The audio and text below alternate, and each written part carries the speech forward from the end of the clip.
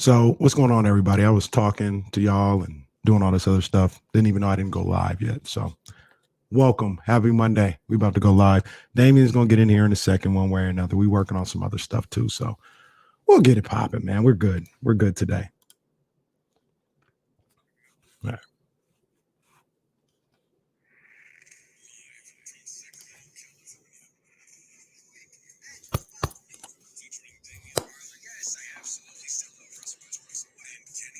Sometimes really just vibing out. I'm the street's voice out, plus legendary self-made progress last time that I checked. Hey. What is going on? It's your man's Kenny Caraway, D-Lo and KC, getting started. Happy Monday to everybody. Hope everybody's enjoying themselves. Had a great weekend. I hope everybody stayed cool this weekend. The heat was ridiculous. It's ridiculous. And you know me, I typically, like to make it hot in the summer. But Saturday was out of control. All right, Saturday is lost my. And then on Sunday, I had the nerve to have some wind going on. What is the wind going to do? It's 108 right now. What is this little sympathy wind we got going on? But that's neither here nor there, man. I had a good weekend. Had birthdays going on, birthday celebrations. It was all good. It was all good. If you guys are looking for Damian is here. Technically, we're working out some internet issues and all this other stuff, but we'll get him in here soon enough. But right now, you just got me. You got your man Kenny Caraway here on D-Lo and KC on ESPN 1320. You can check us out on ESPN 1320 on your YouTube, on your Twitch. We're also on that Periscope. If you're on Twitter, you can tap into that. So we're all over the place. Make sure you come in and join in the show today. It's a Monday. Things are low key. The NBA finals were going on. We're going to talk about that. We got Major League Baseball All-Star. They don't have an All-Star weekend. They got an All-Star week because they got the game on Tuesday, Home Run Derby today, but it's All-Star week, and we're going to talk about that. UFC got my attention over the weekend. They had my viewing pleasure over the weekend, and it's going to diminish the times that I actually watch the UFC if people keep breaking limbs every time I tune in. All right, I'm not here for all that. We'll talk about that. Rumors going on in the NBA, trade rumors, free agency rumors. My man Buddy Hield. He's a proven veteran. If you guys saw my Twitter at all, I was talking about how the Pacers said they're looking to move their pick for a proven veteran. My guy, Buddy Hield, is a proven veteran. Also, my guy, Terrence Davis, reportedly may be opting out of his qualifying offer, or whatever the case may be. So we'll talk about everything going on in the NBA, that side of the NBA, the free agent side of the NBA, but there's still the season going on. And we got to talk about NBA Finals. Game 3, Bucks Suns. The scene has shifted to Milwaukee, and that was a good thing for the Bucks. As they now Damian last week talked about how the Suns beat down, quote unquote, the Bucks in Game 1 after a 10-point win. That's not a beat down, Damian. A beat down is what we saw last night. 20-point win for the Bucks, 120-100. There was some tense times in that third quarter where the Bucks had pulled away. Around the half, they were up by 15 or so, and then Phoenix battled back. Cam Johnson with one of the dunks of the year over PJ Tucker. One of the dunks of the year, took off from the dots and they tried to take a charge at PJ Tucker. That wasn't going to work. So they got the lead down to about 4 at that point, but Giannis was too much. Drew Holiday had some big shots too, and they pulled away, eventually ended up winning by 20. And I know I said last week, going into Game 2, I said it was a must-win for the Milwaukee Bucks. I said if the Bucks wanted any shot of winning this series, they had to win Game 2. Because the way Phoenix had been playing, they had won, 11 of 13, 12 of 14 or something like that. It was kind of hard to think that the Phoenix Suns all of a sudden will lose 4 out of 5 and lose the series. So I felt going into Game 2, it was a must-win situation for the Milwaukee Bucks. They lost game 2. I came on these airwaves, and I said, this series is done. It's over. It's a wrap. Stick a fork in it. The fat lady singing. What did Chick Hearn used to say? The jello's jiggling. The eggs are getting hard. All right. That's what I thought. But I saw what happened yesterday. And first of all, it was clear to me, Giannis is going to do whatever he wants to do in this series. Giannis is going to have his way with the Phoenix Suns in this series. They got no answer. And I know everybody talking about DeAndre Ayton, and, DeAndre is, he's an emerging superstar and all this other stuff. He's not on that level.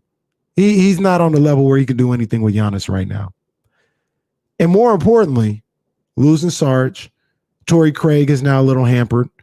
The depth of Phoenix is an issue, especially on that front line. So when Ayton gets in foul trouble like he did yesterday, they don't really have anywhere to go. You're going to put Jay Crowder on Giannis? That ain't going to work. You're going to put Cam Johnson on Giannis? That ain't going to work. Mikal Bridges is going to get switched on to Giannis? That ain't going to work. So I'm looking at this whole situation, and I'm saying Giannis is going to be unstoppable. Chris Middleton has been shaky, but Chris Middleton is going to have a game to make all the people who say Chris Middleton is this all-star and this great player say, I told you, Kenny, you've been talking crazy about him. I told you. He's going to have one of those games. He hasn't really had it yet. I think Drew Holiday, who played well yesterday, is going to have a good game. And I'm just looking around and I'm like, well, it's 2-1. If they can get to a situation where it's 2-2 after winning game 4, it's a 3-game series. And I know 2 of those 3 games are going to be in Phoenix. But it's not inconceivable that Milwaukee wins one of those games. It really isn't. Like, I like Phoenix. I think Phoenix is a good team. I think they're a little overrated with the way that people are perceiving them right now. They're talking about Phoenix like, what do you, they just got so much. They got too much. Nah, they don't really have that much. They got Paul. They got Booker, who's struggling. We'll talk about him as well. They got DeAndre Ayton, who's a really good player. Then you got your Cam Johnson, who played really well yesterday, but you got guys like that, guys like Mikal Bridges, who have 27 one day, and that's a complete admiration. But then he'll come with 4 the next night. They got others that fall into the category of the way a lot of these others go about their business in the playoffs. They'll play well at home. Most of them don't play that well on the road. And now you're looking at what Phoenix has going on. And Phoenix is, like I said, they lost Sarge. Torrey Craig is hobbled. Campaign, who everybody loved Campaign. And I love his story. The guy was doubted and, he turned his career around and, now he's in the NBA Finals doing a lot of good things. But Campaign isn't really playing that well. Ever since that game he filled in for Chris Paul, what was that, game 2 against the Clippers? And he had 27 or whatever the case may be. He hasn't been playing well at all. And I don't really expect that to change. I always thought Campaign was playing over his head a little bit.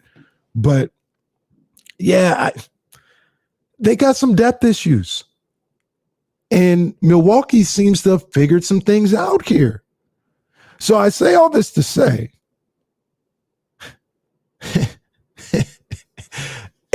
am I running this back? Am I really saying the Bucks have every chance in the world to win this series? After proclaiming the series done, the Jello was jiggling just a couple of days ago? The answer is yes. They have a shot. Now, the key to it all is obviously they have to win game 4. I mean, that goes without saying. They got to win game 4. It's hampered and, depth issues and all this other stuff that Phoenix has and what they're going through right now. If they go up 3-1, I don't see them losing 2 games in a row to force a game 7, let alone 3. Like, that would be a little crazy.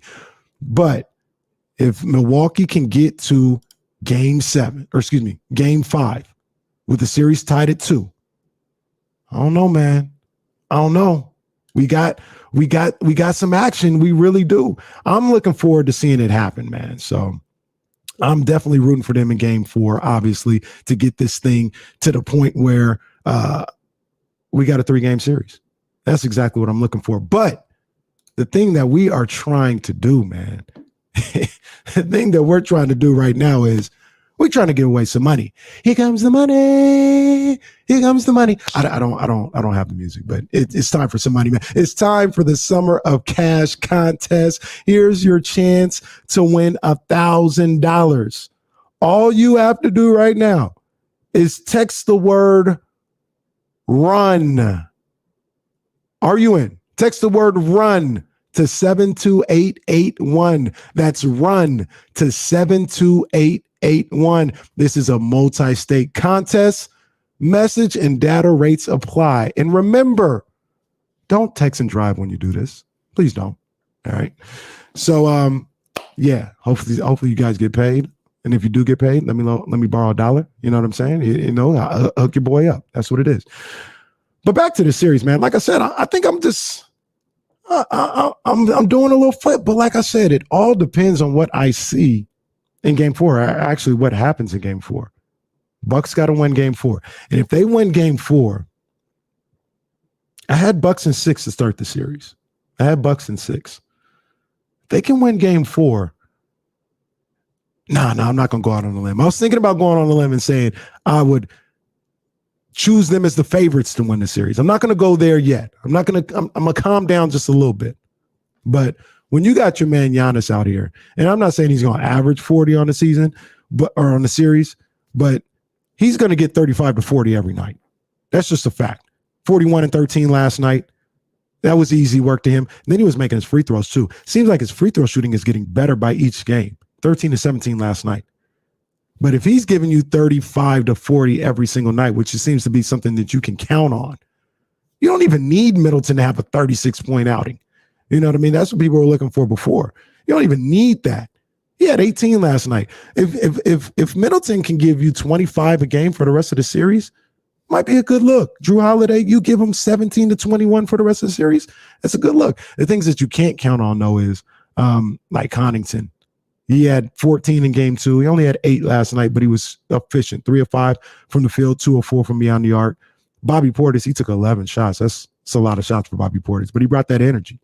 So I don't know, man. I don't know. I'm feeling some type of way right now. Oh, Damian's not here, so I can play it. Shout out to David. He wants it. Still standing. I'm still strong. That's what the Bucks are right now. Max, David, they all want it. They're still standing. They're still strong. So that's what's going on. If you're just checking in, Damian is here. You know, the man is moving into the big mansion. You know what I'm saying? The big castle. You know, internet's getting taken care of. He's on the road or whatever the case may be. He will be here. I see him backstage here as we're streaming live on YouTube and on Twitch. He's backstage. He's ready to go. We just got to make sure the connections are ready to go. So everything's going on with there. In the meantime, I'm here. We're going to take a break. When we come back, we're talking more NBA Finals. We're talking baseball because it's Home Run Derby. It's All-Star Week. We're going to talk about that and some of the crazy stuff Stephen A. Smith was talking about this morning with Shohei Ohtani. We'll get into all that. UFC, Kings, basketball, everything. We got it all for you right here on D-Lo and KC on Sacramento's sports leader, ESPN 1320.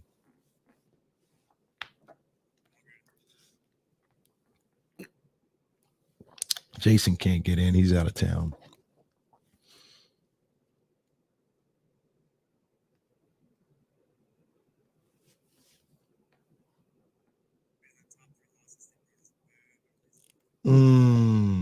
I think we might go straight to that. I'll tap you in too on that, Jesse.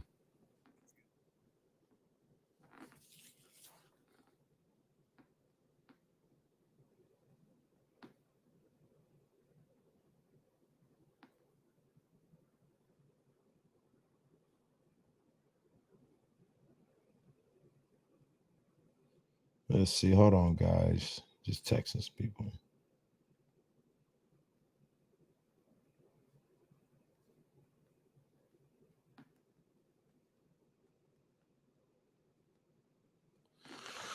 Let's see, man. We'll see the people talking about Tony Edwards. What's going on? I'm just holding it down for a little bit. Damian's working on some things. He'll be here. I'm looking at him right now. He's talking on his speakerphone, trying to figure some stuff out. Seems like he has a very nice setup too, by the way. I hope you guys get a chance to see this.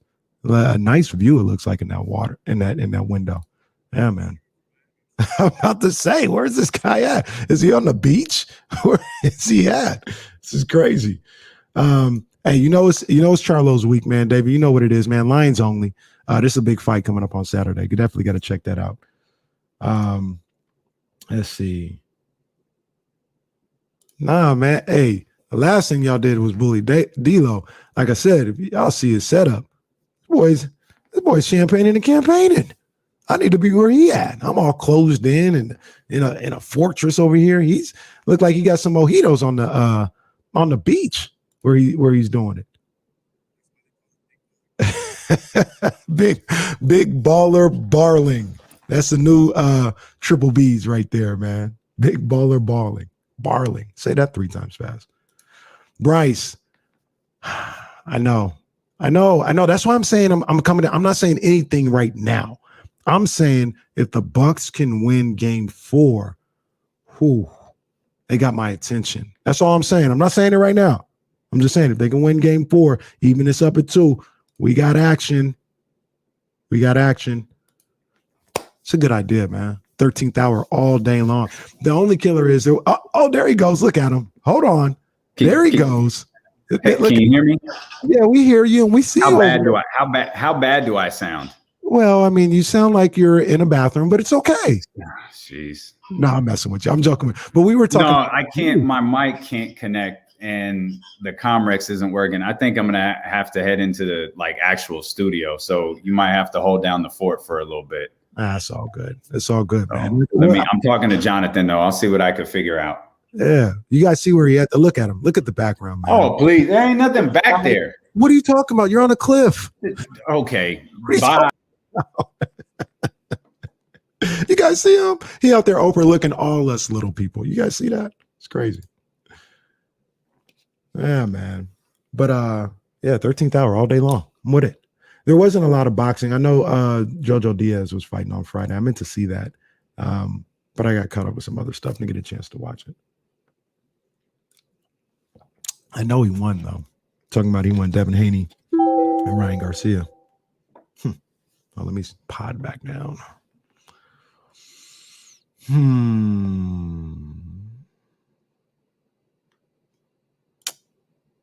Big baller barley. You see it? You see up in them hills? You see up in the hills. I told you he overlooking the city. All right, we coming back, y'all.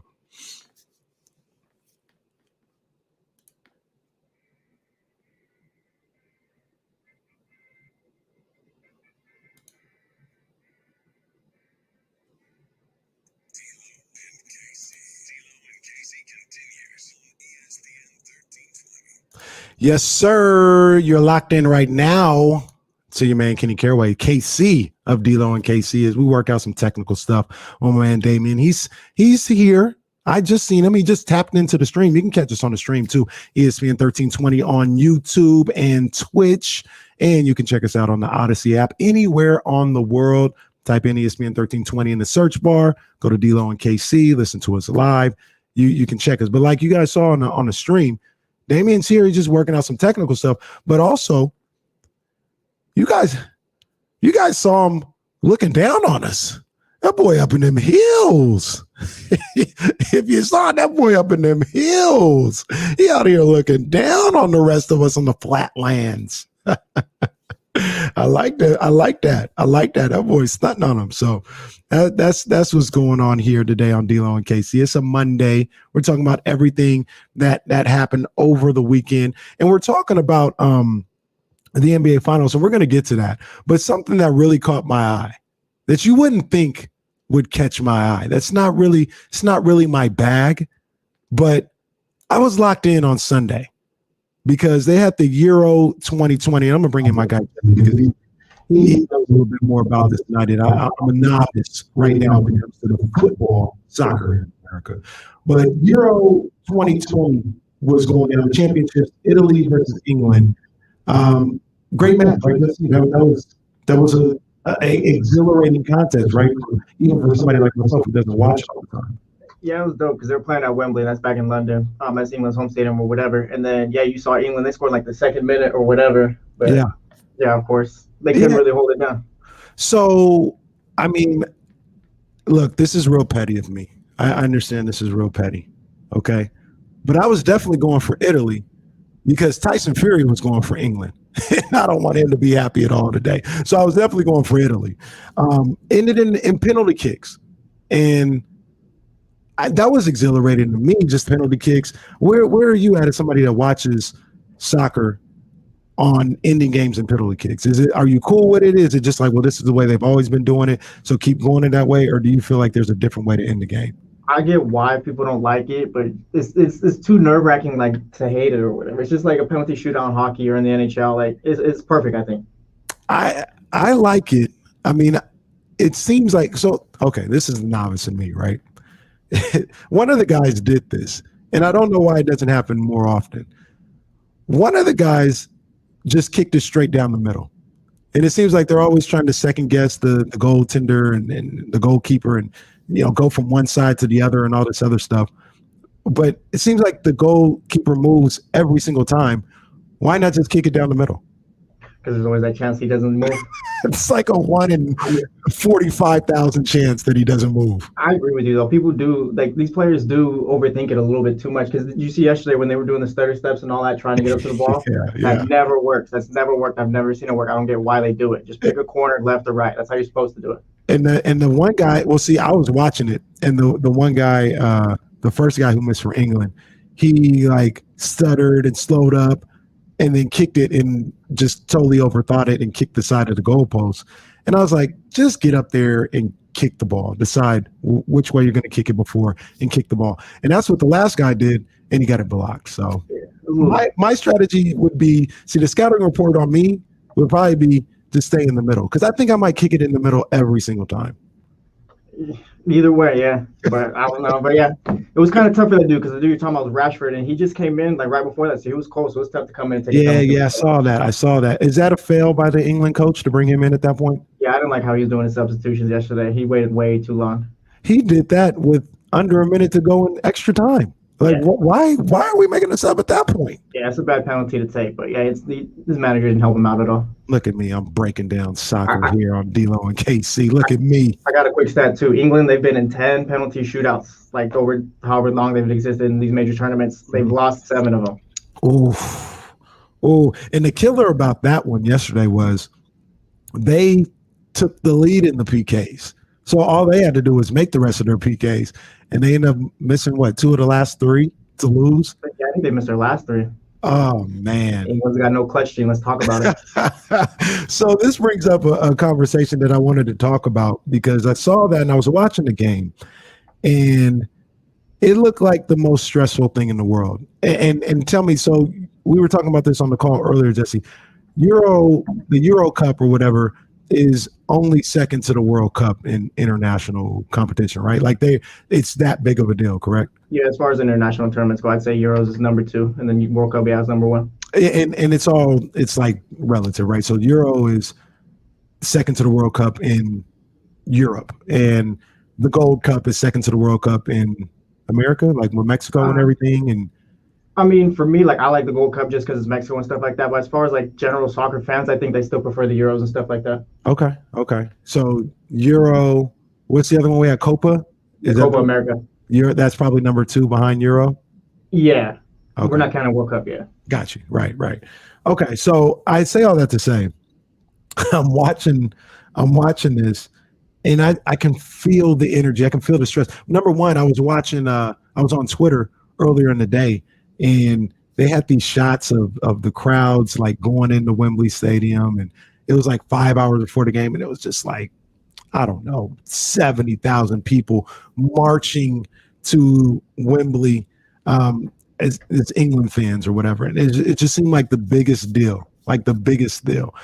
And first of all, I was like, this is monumental. This will be stressful. I don't even know. I don't even know how enjoyable this will be. This will be stressful if I was a fan of England. And second of all, they end up losing. And I said, this has to be a punch in the gut like no other.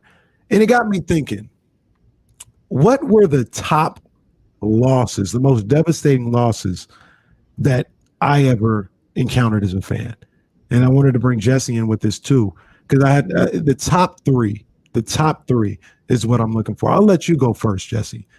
All what right. Is your? We'll go 3-1. We'll go 3-1. Let's rank them if we can. All right, yeah. So number 3 for me is Game 7, 2010, Celtics Lakers. Ron Artest, that shot. Oh, that was like the biggest basketball game of all time.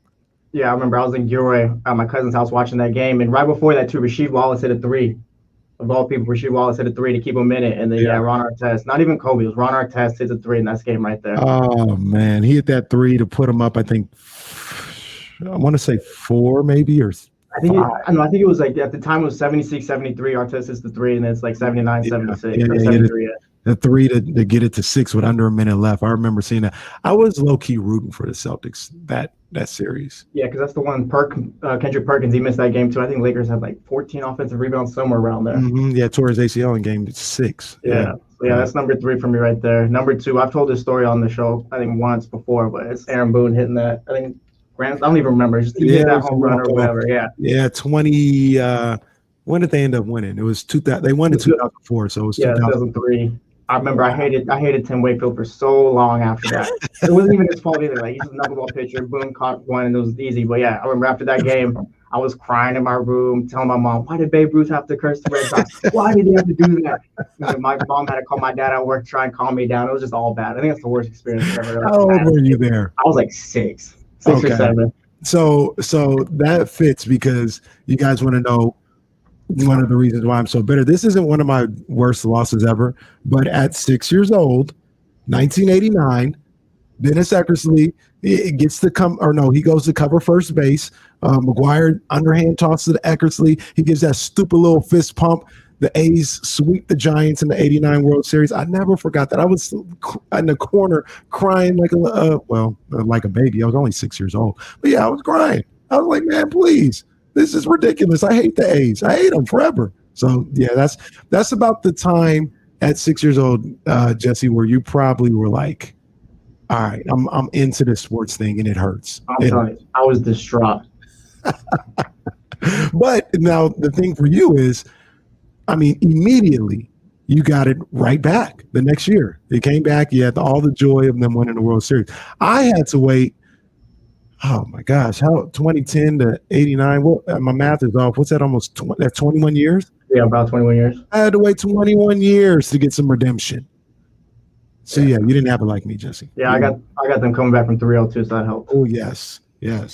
What's your number 1, man? Number 1, this one hurts the most. I kind of like blocked this way because I was thinking like this morning before our show call or whatever, like what would be my number 1, and then I remember it was 2014 World Cup. Mexico was playing Netherlands in the round of 16. I was actually in vacation in Mexico with my cousin and his family. Wow, that was a movie out there. Yeah, it was cool. We were at the hotel watching the game and all that. In Mexico, they were up 1-0. Then Wesley Sneijder, he scores a goal in like the 80th minute, and it's like late into added time at the night around the 90th minute, and Arjen Robben, he flopped basically. All right, Mexico's defender stuck his foot out, didn't even touch him. I'm still bitter to this day. Yeah, and he flopped. So Netherlands gets a penalty right at the end. They score and Mexico loses. I think I remember watching that game. I remember all the World Cup, but I remember that was because I feel like that was the year a lot of people thought Mexico was going to do it, right? Like they were going to win the World Cup or at least get to the finals, right? I believe it to this day. They would have at least got to the semifinals because they would have played Costa Rica in the quarterfinals. I think they would have beat them, and then they probably would have played Uruguay in the semifinals. And anything could happen at that point when you're the last 4 teams. But I'm still bitter to this day. I don't like Robben. All right, it wasn't a penalty. All right, it never was. But yeah, that's my number 1. I literally went to the hotel room after that and just didn't do nothing. Oh man, Mexico was ready to take off if they would have won that game. They were taking off with every win that World Cup. I remember that. I do remember that. Yeah, that's a tough list, man. Tough list. Mine, I'm trying to think. So the crazy thing about it is, being a Sacramento Kings fan, like there's really no basketball there. Like, spoiler alert, Game 7, Game 6 is not on this list. Here's the crazy thing about this. So I was a Kings fan because I love the home team and all this other stuff. But I really liked Allen Iverson at the time, and I was riding hard with the Sixers. And I liked the Kings a lot because it was a hometown team. But I didn't live and die with them or really any team at that point. So obviously I wanted them to win that series.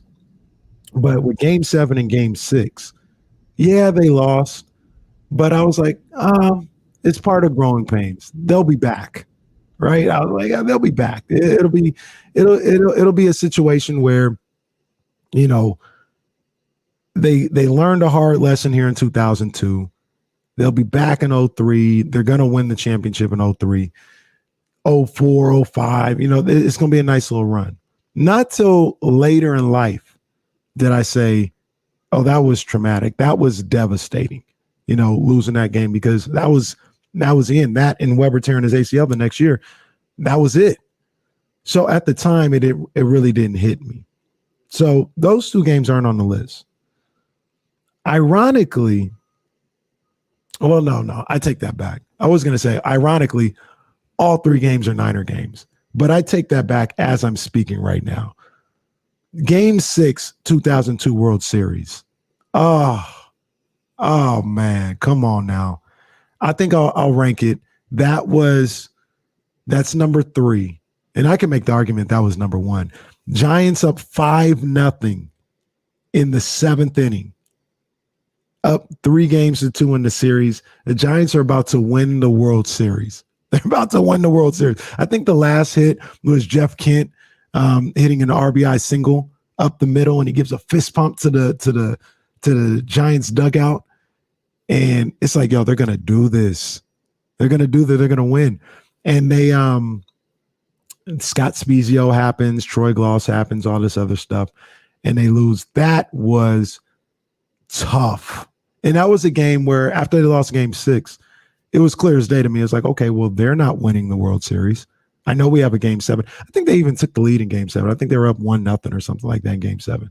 But it was it. That was it. They weren't winning the World Series after they lost Game 6. That was devastating in 2002. So that was number 3.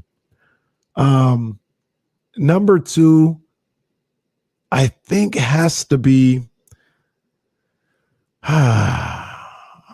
I've been wrestling with this all morning about what's 2, what's 1, and all this other stuff, and what's 3.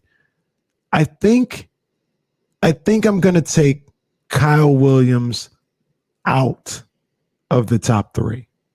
I think I'm going to take Kyle Williams out of the top 3. 2011 NFC Championship game, 2 fumbles by Kyle Williams. That's tough to take out because I'm fully convinced the 49ers were going to win the Super Bowl and beat the Patriots in that Super Bowl. I can't remember what number it was, but fully convinced that was going to happen. And they lost to a Giants team that just clearly wasn't as good enough, or wasn't as good as them. It was clear as day. It's like, come on, man. How are you losing to the New York Football Giants?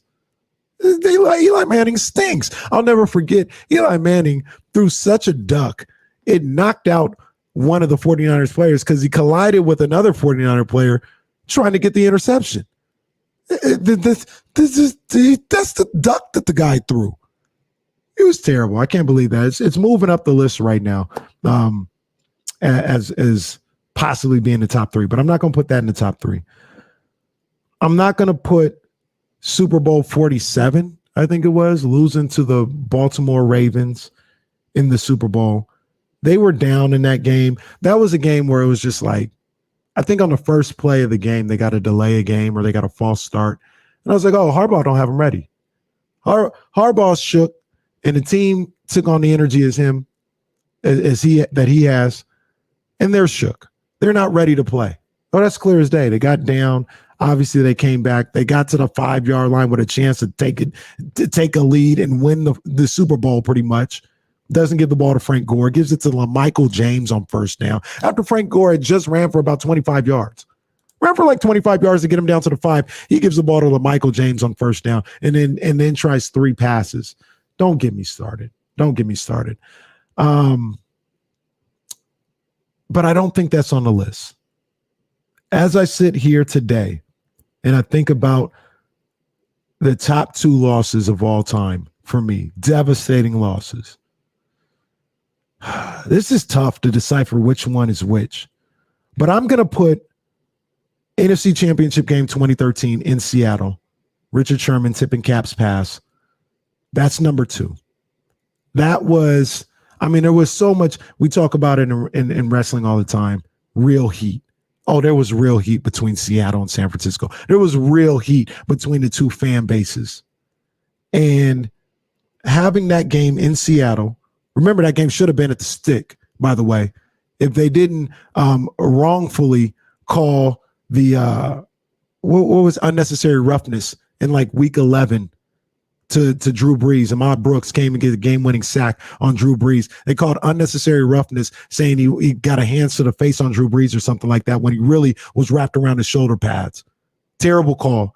If that game would have gone the way it was supposed to go, because we recovered a fumble, we were going to run the clock out, Niners would win. They were going to have the number 1 seed. Didn't happen. So we had to play that game in Seattle. And that tip pass, that was devastating. That was devastating. There had been a 2-year buildup to that game, and to lose that one that way, it was Cap versus Russell Wilson. That was the big thing, Cap versus Russ, and our guy Cap was about to do it. And then to do it with Richard Sherman making the winning play, that was devastating. Absolutely devastating. But it's not number 1. And it's really a matter of semantics, maybe, because number 1 has to be the Super Bowl. Rich, I know you're in here. No thank you to you. Losing to the Kansas City Chiefs, up 10 with 5 minutes to go in the Super Bowl. I mean, that's just, come on, man. To see it all unravel like that, it doesn't get any worse than that. And then there was a whole thing where, you know, we had the chosen one and Patrick Mahomes, and how he was, put on a pedestal, and this was his league and all this other stuff. And I sat up there saying all week long, I said, yo, we about to get this boy. He don't know what's coming for him. We about to get this boy. There's a clip of Floyd Mayweather, I think when he was about to face Victor Ortiz. They used to do the face off on HBO, and they were going back and forth for like 15, 20 minutes. And Floyd was like, Victor Ortiz was like, yo, he hasn't seen anything like me. I'm young. I'm hungry. He was saying all this other stuff. And Max Kellerman was there, and he was like, this guy's a young up and comer. You saw what he did to Andre Berto and da-da-da-da-da. And Floyd was going back and forth, entertaining it here and there and going back and forth. And then eventually, right before it ends, Floyd looks at Max Kellerman and he laughs and he says, I'm about to kill this boy. He just, all this talking we were doing is ridiculous. I'm about to kill this boy. I'm about to kill him. And then that's how I felt about that Super Bowl. All this talk about Patrick Mahomes and all this other stuff and how special he was. And I sat there and I said, we got the best defense in football. We about to kill this boy. We about to kill him. And it was happening. It was all happening exactly how I knew it was going to go down. It was all happening. And the play that we'll talk about forever, 3rd and 15, no holding on Nick Bosa. That was a play that I said was coming the entire time. I said, look, you guys shut him down. You take away all his deep passes. He's going to get thirsty and just toss one up. It's going to happen. And that's where you pick it off to Various Moore. That's where you pick it off Jaquiski Tart. That's where you pick it off Jimmy Ward, because he's going to get thirsty. He's going to say, I'm just going to throw it to Tyreek Hill. And that's what happened. That's exactly what happened. They shut down everything. They picked him off twice, and he was going to just chuck it up. And the misplay by Tavarius Moore, was it Moore? No, it was my man, Emmanuel Mosley. It was great in that playoff run. The undrafted rookie was great in that playoff run. But the wrong read on that one got him out of place, got Tyreek Hill, that Hail Mary essentially, and it changed everything. And that was number 6. That was number 6. That was the one that was right there in our hands, even more so than the Baltimore Super Bowl. That was the one. And that's the one that I'll never get over. If the Niners go on to win, let's live in a dreamland and say everything, goes perfect and they go on this run and Kyle Shanahan wins 3 Super Bowls and all of a sudden the Niners have 8. I'm never going to forget that. I have a saying all the time with the San Francisco Giants. They won 3 World Series after 2002. And that takes away a lot of the sting. But a situation like 2002, a situation like Super Bowl, I think what number was that? 54? I think it was 54. A situation like that, Niners Chiefs Super Bowl, it's like getting stitches. You heal from it, they stitch you up, but the scar is going to be there forever. And that's how that Super Bowl is. That's how the 2002 World Series is. And I'm pretty sure that's how England fans feel about yesterday. They may win more Euro Cups. They may win the World Cup, all this other stuff. But that one's going to be there forever. That one's going to be there forever. Hit me up, man. Let me know. Call into the show, 916-349-1320. Damian's going to be in here soon enough. We're handling the technical issues. He'll be here. We'll get his, Damian's not really a team fan like that, though. He likes players. But there one point in time, I'm sure he was a team fan. So I want to get some of his as well. But my number one is Super Bowl. Jesse, help me out. Is that Super Bowl 54?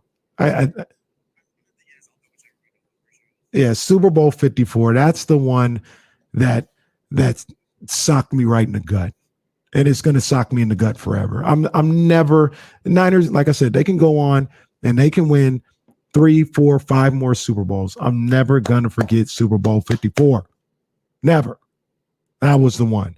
So, yeah, you guys hit us up, man. Hit me up while I'm here alone. And when Damian gets here, hit us up and let us know what your most devastating loss as a sports fan is. See, I'm the type of guy, like, I'm down for the misery. I'm down for the misery. This is part of what makes it special. Now, I haven't watched Super Bowl 54, and I don't think I ever will. And I know people who've watched it a couple different times. Niner fans, I don't know how they do it. I'm not watching. I haven't even seen the highlights from that one, right? I haven't seen the Super Bowl 47 game or highlights or nothing like that. Nah, I can't. It just angers me. But talking about these things, I love talking about this stuff because sure enough, I'm gonna talk about the good stuff. That's for sure. I'm gonna bring back the good memories, but memories like England fans will have about yesterday. I love talking about those things. So hit me up, 916-349-1320. You can get in the chat as well on ESPN 1320 YouTube page, on our ESPN 1320 Twitch page. You can get at us there. And let's talk about that. We're going to talk about other things as well. UFC. I'm not really a UFC guy. Shout out to my guy, Black Bottles 916. He's in the chat. And I think he says I'm the good luck charm or bad luck charm, however you want to describe it, about compound fractures on UFC events. Every time I watch something or plan to watch something crazy, like a broken leg or a broken bone seems to happen. The solution for that is me never to watch. How about that? If we don't want that to happen all the time, how about I just never watch? We'll talk about that. I'll also bring up, maybe somebody can help me out because I got maybe a novice take on the UFC and how they go about their business and go about the fighting that maybe might help for guys like myself. We'll talk about all that. It's your man, Kenny Caraway. I'm riding solo just for now. D-Lo will be here before the show ends. He's going to be out here pretty soon. But right now, I'm riding solo. Got my man Jesse riding with me. And I got you guys in the chat and on the phones and on the airwaves riding with me as well. You can check us out on Odyssey, on YouTube, and on Twitch. We'll be back talking more sports here on Sacramento Sports Leader, ESPN 1320.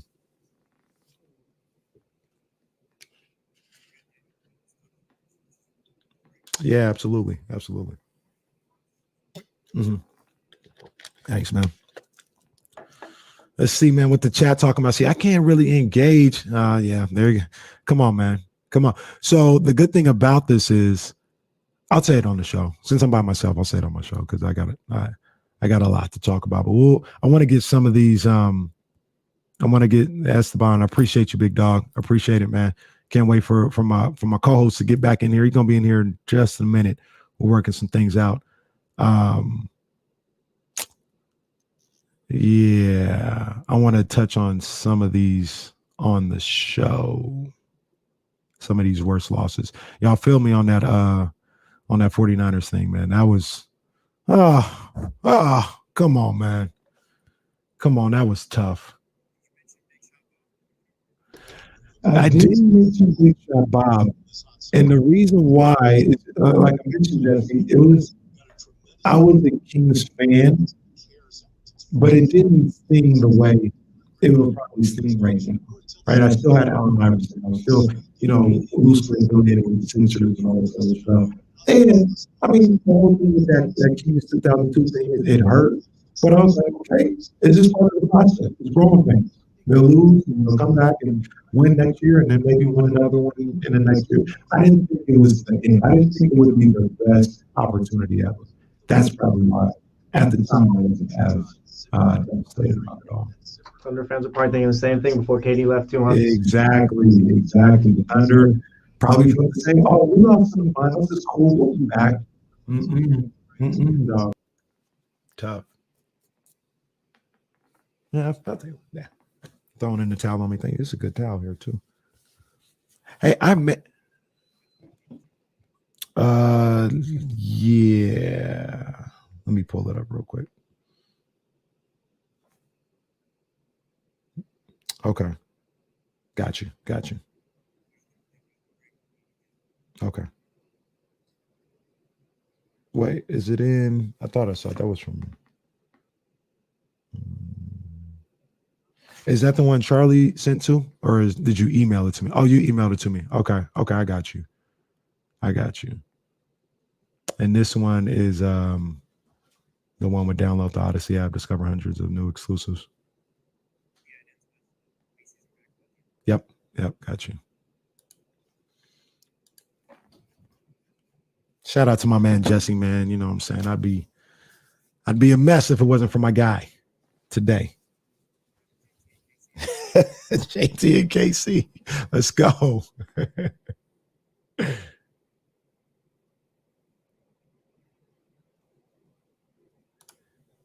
Tony, I take it you're a Georgetown fan. Georgetown has not won a national championship since. Oh no, did they win the next year? I think they won in '83. That's when they beat Houston. So you got a little reprieve. You got the Jesse reprieve right there. You get the heartbreaker one year, and then you get the redemption the next year. I wonder if there's any Virginia fans. And they lost they were the first number one seed to lose. Yeah, they were the first number one seed to lose, and they came back next year and won the national championship. You people with your immediate reprieves. Come on, man.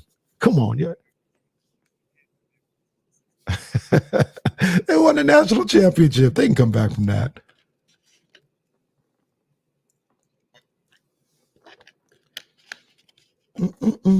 Yeah, I see all these in the chat, man. We're gonna go through the chat about these devastating losses.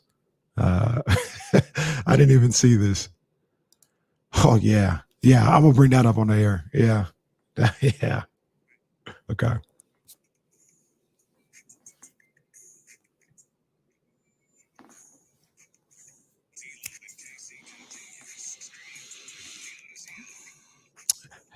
Download the Odyssey app today and discover hundreds of new exclusive music stations available now for sports and music fans let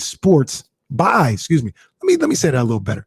For sports and music fans, by sports and music fans. It's almost like FUBU, but not really. You get it. But anyway, check out Tailgate Crashers, crank a cold one, and get game day ready with tunes from all your country faves. My favorite, I Got Friends in Low Places. Anybody know who sings that one? It's the only country song that I know. So there's that. So you can crank a cold one, like I said, and get game day ready with Tailgate Crashers. The new Odyssey exclusive stations on the Odyssey app. It's brought to you in part by Macy's and Geico. Garth Brooks was in Vegas this past Saturday, and he sold out or whatever. It was like they were saying it was one of the craziest weekends in Oh, so that's who sings it. Josue tells me, and Miss Mac 10, they all tell me Garth Brooks, because I've got friends in low places.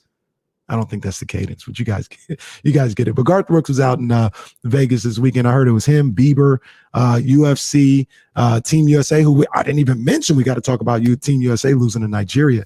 They said it was one of the biggest weekends in the history of Las Vegas this past weekend. So we'll talk about that one too. We're not talking about Garth Brooks. We're talking about Team USA losing. But we're on a discussion right now after England loses Euro 2020 after going up 1-0 to start the game, pretty much at home. Jesse, is it safe to say that was a home game for them? You see the fans, people that didn't have tickets were trying to like rush through the gates or whatever to get in. What? I didn't see that. So they were just trying to rush the gate. Not trying. A lot of them did. Wow. That's crazy. Yeah, it was massive. It was England was ready. England fans were ready to celebrate in the streets, and they had it ripped from them. Not only after going up 1-0, and it was like late, 74th minute where Italy got a goal to tie it 1. Yeah, it was around that time. I can't remember exactly. It was around there. Yeah, relatively late. So then they had PKs. They had penalty kicks. Italy, I was transferring. I was going from the house to the car. Did the guy from Italy, did he miss it? Was it blocked? How they missed their first kick? I think, yeah, Jordan Pickford, he was goalie for England. He blocked it. Okay, so look, England, no, the England guy. So Italy missed their kick first, right? Because it got to the point where England, all they had to do was make theirs and they would have won, right?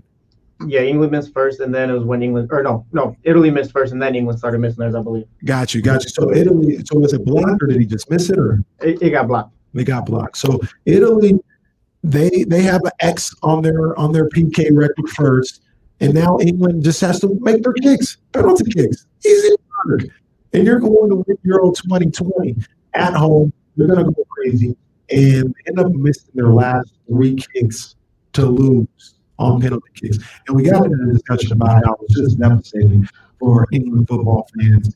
And it seemed like it was one of the most devastating losses of all time for those guys. We got on the discussion here of what were some of the most devastating losses in our lifetimes. For me personally, as a Giants, Niners, Kings fan, Jesse as a Red Sox, Celtics, Dolphins fan, and a Mexico national team fan. That was your number one, right, Jesse? The World Cup in 2014, you said? Yeah. So my number one was Super Bowl 54, Niners Chiefs, up 10 with 5 minutes to go, and you lose that Super Bowl. We should have number 6. So that's what we're talking about right now. Though, Daniel tapped in. We got to talk to Daniel. Daniel is on the line right now, telling us some of his most devastating losses. Daniel, what's going on, man? How's it going? I'm good, man. Join me in the misery today as we go down Misery Street, okay? Let's get depressed a little bit, all right? What is some of your most devastating losses? This is a great subject. My 1A and 1B. 1B was the A's Dodgers, and Kirk Gibson comes in. Oh. It absolutely destroys me. I sat in the recliner right next to my mom as a kid, and I just sat there and I wanted to cry, but I didn't because my dad was there too. That was the worst feeling in the world. I did not take that. Now, let me ask you this, Daniel. Do you feel like the series would have gone differently if Game 1 would have been won by the A's? Did everything change with the Gibson home run? For me as a kid, it did. Players, that just seemed like it was devastating. I don't know. Yeah. I don't know if it would have been different, but for me as a kid, I felt like it was over. I don't know that. Yeah. 1A was 1990. The Niners, with 3 minutes left, are going to beat the Giants. Great fumbles the ball. We were going for a 3-peat. We would have got the 3-peat because it was against the Buffalo Bills. Yeah. We would have went there and destroyed the Bills. It would have been 3 in a row. Oh, Daniel. I mean, look, and look, Daniel. I've said it before. I'll say it again. You know I'm right. You're a Niner fan, it sounds like, right? Oh, I'm a huge Niner fan. So look, people, Damian don't believe me when I say it, but the Niners really should have about 11 Super Bowls. Am I wrong? We should be the best team to ever play football in the NFL. All-time best. No doubt in my mind. I'm just saying, they got situations right there where, like, you bring up a great one with 1990.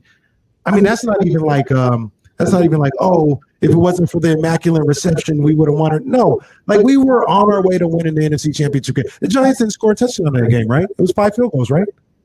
I think it was all field goals. I think they won 15-13. I think that was the end of the game. Yeah. So all I know is they marched right down with over two minutes left, and they kick a field goal to win the game. Jeez, one of the lost Super Bowls. We should have like 9 or 10. Just keep it a stack. We should have 9 or 10. No, man, I'm right there with you. We should have 11. We should have 12. We would have been the best team ever to play. I'm not kidding. Jeez, this is depressing me all over again. Thanks, Daniel. Appreciate it. Shout out to Daniel for calling in. Anybody else call in? Let's go down misery lane here on this Monday afternoon after England loses Euro 2020, and typically nobody would care, but it triggered me to think about some of the most devastating losses that I've ever experienced. In the chat, I got to talk to some of the people here in the chat because they've been tapping in on this one as well. My man Ramsey, Game 6, 2002 World Series. I was at an ASU football game and listening to the Giants game at the same time and threw my headphones after that game. Ramsey, I'm calling a foul on him. I'm calling a foul because Arizona State football would not be getting me in attendance if the Giants were about to win the World Series. So I'm calling foul on you right there, Randy. Randy, you're my guy. But what the hell were you doing at Sun Devil Stadium the night the Giants might win the World Series? Are you out of your mind? Bad job by you, Ramsey. Bad job by you. We got my man Josue saying Mexico versus Argentina in 2006. Maxi Rodriguez scores a goal of the tournament, eliminating Mexico. Jesse, you're familiar with that one?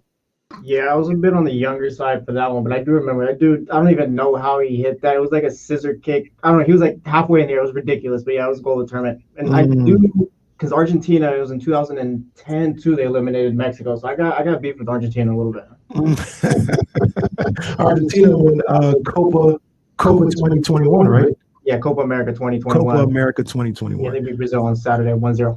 I'm about to get into my soccer bag. You guys know PSG is my team.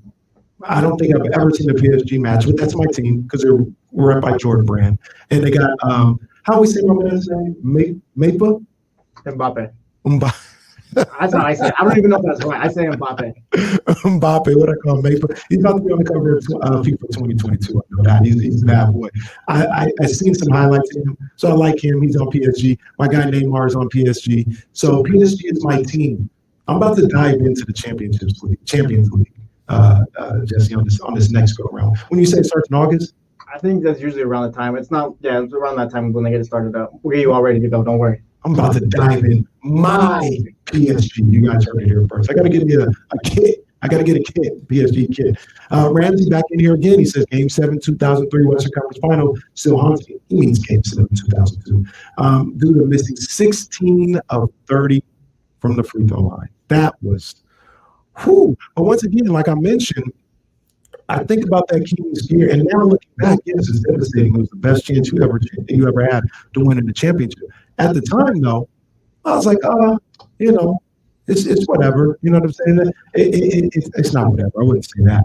But, it's one of the things where, hey, they lost. They have to go through the growing pains like everybody, like Michael Jordan and all this other stuff. But, they'll be back. 2003, 2004, they'll win one. They're definitely one of the best teams in the league. They'll win one. It's all good. Who knew that that's as close as we were going to get? Who knew? I surely didn't know. So there's that. Jesse mentioned about the Thunder probably feeling the same way that I did about the Kings after losing the NBA Finals to the Heat. They were like, we lost to the Heat. It was a growing experience or whatever the case may be. And, they'll be back. Little did they know. No, they weren't coming back. So, that one isn't as devastating right now, or excuse me, at the time, as much as it is right now for me as a Kings fan. But yeah, I mean, that was tough. I remember that was one of the worst days in the city's history. It was just crazy. It was crazy to walk around and to see people devastated by that one. My man Tony Edwards, he says 1982, Georgetown's loss to UNC destroyed my 10-year-old heart. Huge Georgetown fan. Now, the thing about that, Tony, is you got a little get back because I won the next year beating Houston in 1983, beating Slam Jam. So, much like Jesse, you got your reprieve. I had to wait 21 years, Tony. Jesse had to wait 21 years. Mark Wong, he says game 4. No other description needed. Missed the wedding ceremony to watch the game. Good thing it was open bar at the reception. Game 4 is the game that needs no title out here. Okay, we already know what it is, man. We already know what it is. Real quick, hold on, let me see. Let's see. Let me go through here. Here we go. 2001. Oh, there we go. Chad Waters, 2001 NCAA tournament. Duke versus Arizona. I was at the game. I hate Shane Battier. He had 2 clutch shots down the end to put my Cats away. Man, I'm trying to think of it. Is that the one? 2001. I'm trying to think of it. When I think about Arizona, I think about 97.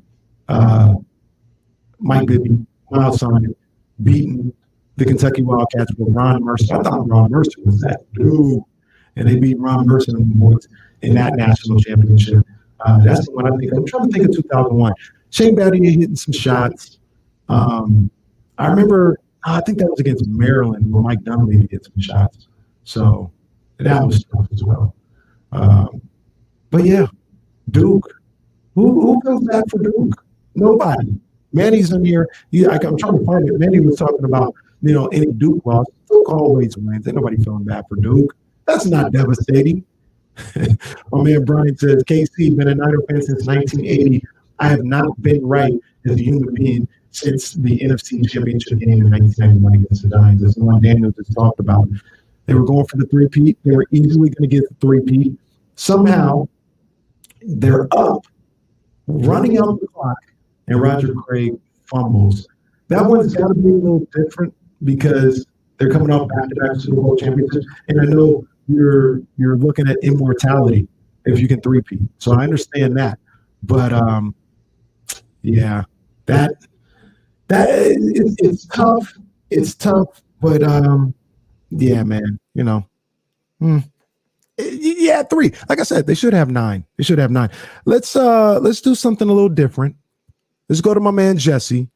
We got to pay some bills real quick. Just real quick.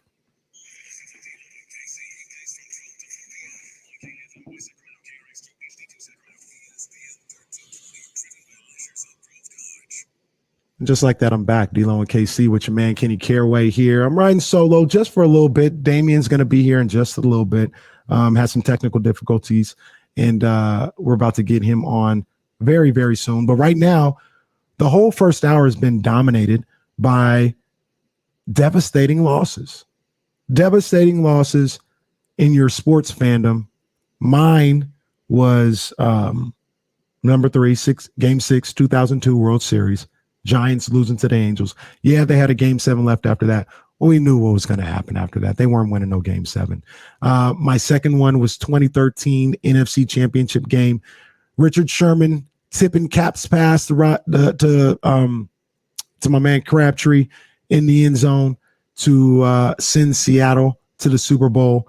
And the 49ers losing that one. And then obviously Super Bowl 54, losing to Patrick Mahomes. The golden child, the chosen one, when we should have had him. We should have had him. Losing that Super Bowl, devastating, and something that I'll never get over. The other thing that I noticed during that game is they were going into, was it going into extra time? Man, it doesn't matter. It was either extra time or the PKs. And they were playing music and jumping and laughing and singing and having this great time. And I said, you guys are better than me. You guys are absolutely better than me, because I equated to, if the San Francisco 49ers were going into overtime in the Super Bowl, in that time period in between regulation and overtime, there ain't no singing coming from me. There ain't no dancing. There ain't no laughing. There ain't no good times. I'm stressed to the max. I'd be somewhere in the fetal position. I'd be somewhere sweating like the Key and Peele skit. All right, there is no jubilation, and they are so much better than me because I would have been stressed to the max if that was the case. Man, I'm checking in the chat here.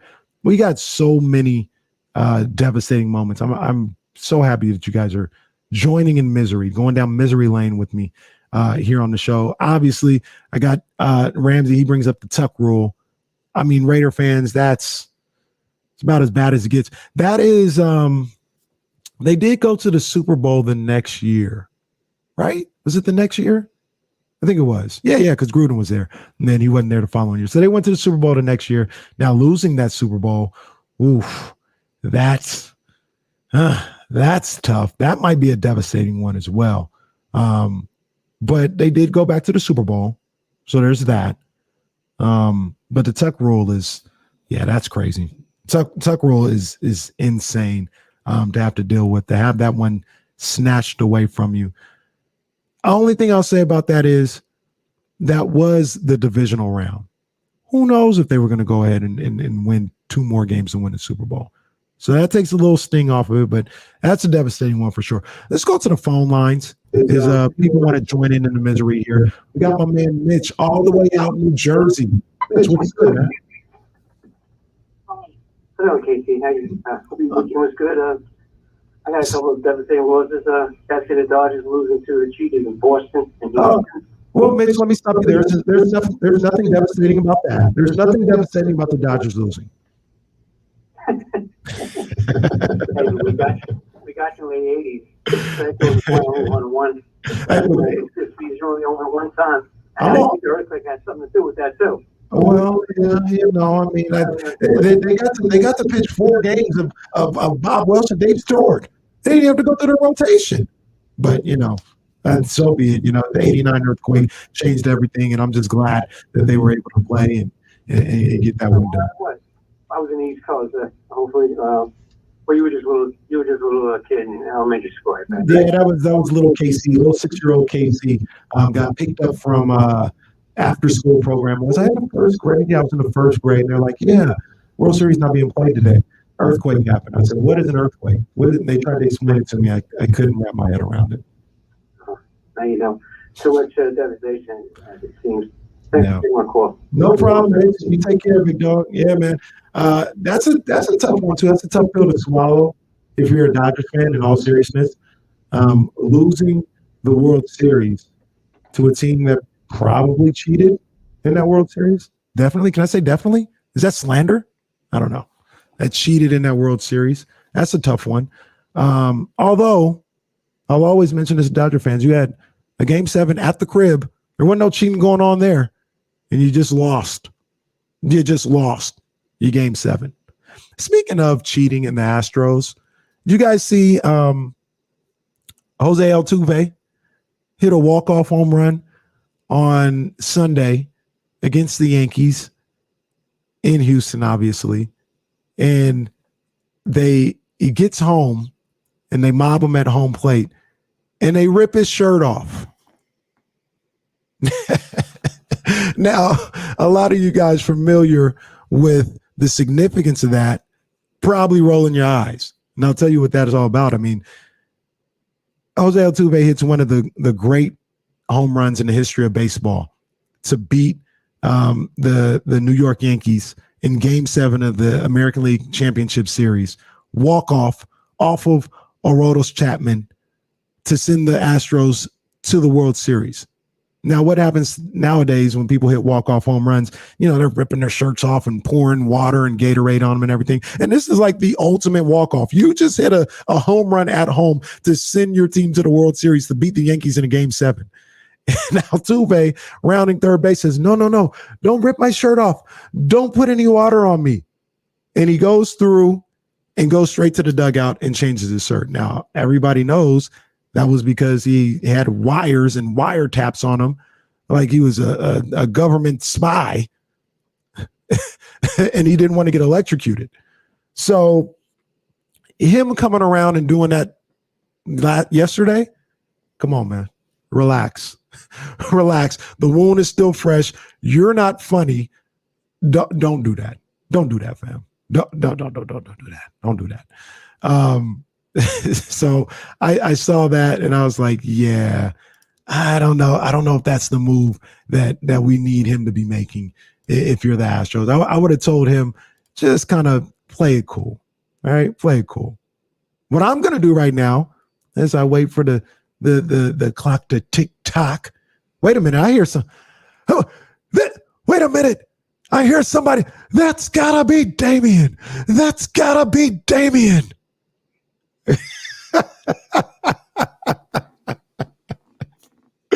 We hear him in the background. That's gotta be Damian. That's just in time. While he holds on, let's get some people paid. Here comes the money. Here comes the money. That's my makeshift. It's time for the Summer of Cash contest. And here is your opportunity, your chance to win $1,000. And the way you'll do that is all you have to do is text the code word verse. Like Damian is on the mic, and I think he's about to drop a crazy verse for us when he gets, because he's in the booth, he's in the studio. So I need him to drop a verse. Text the code verse to 72881. That's verse to 72881. Remember, this is a multi-state contest. Message and data rates apply. And remember, don't text and drive. Please don't do that. All right. Damian, you in the house? Am I in the house? Hold on, let me pot him up. You bring someone in and then you took him off. Well, let me take ESPN down. Boy. And now let me pot Damian up. Yeah. Hang on. So you got bottles in the back of it? What, are you at Brett's house? Are you at Brett's house? Uh-oh. We don't have him now. We lost him. We're getting Damian back. I know you guys missed him. We can't hear you yet. You know what I'm saying? I got him potted up. We're working on everything. He'll be in here in just a second. Yeah. Oh, okay. Well, you know what I'm saying? We got the people are ready for him. DJ Low D on the mic. Okay, we're mixing it up here a little bit. But we'll have him. Look, we're about to go to commercial break. We'll have him in just a second. When we come back, hopefully we have Damian back. KC is in the building. We're still talking about devastating losses. All right. I want to talk about that, but I want to talk about UFC. I want to talk about Stephen A. Smith's comments about Shohei Ohtani. That was crazy. I want to get into Sacramento Kings because Terrence Davis said sources say he's going to be rejecting that qualifying offer, wants to become a restricted free agent. So we'll talk about that. Like I said, UFC needs to be fixed. I'm here to fix it. We'll talk about that as well. And I want to talk about the home run derby just a little bit as well, because this used to be one of the great days in the summer for me. The home run derby. Is it played out? Has it lost its edge?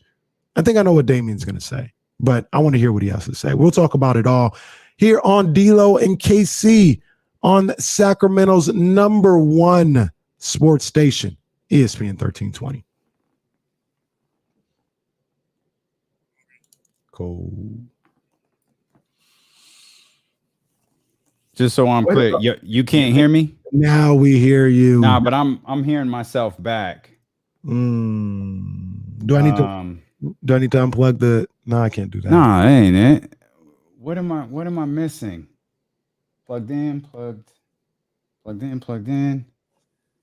Is it? Ain't it?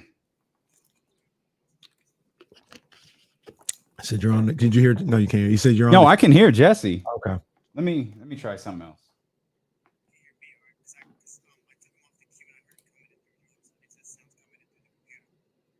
Okay. Now we don't. Now we can't hear you. King Boss.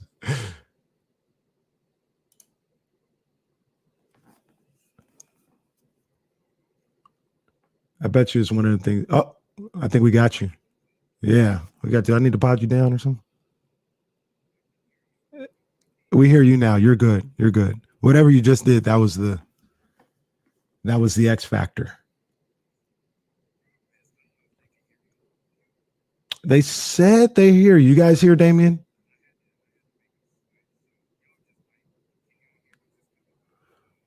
Well, you're potted up, so they should be able to hear you. You're potted up on my end. So I'm hoping not anymore. We can't hear him. We can't hear him.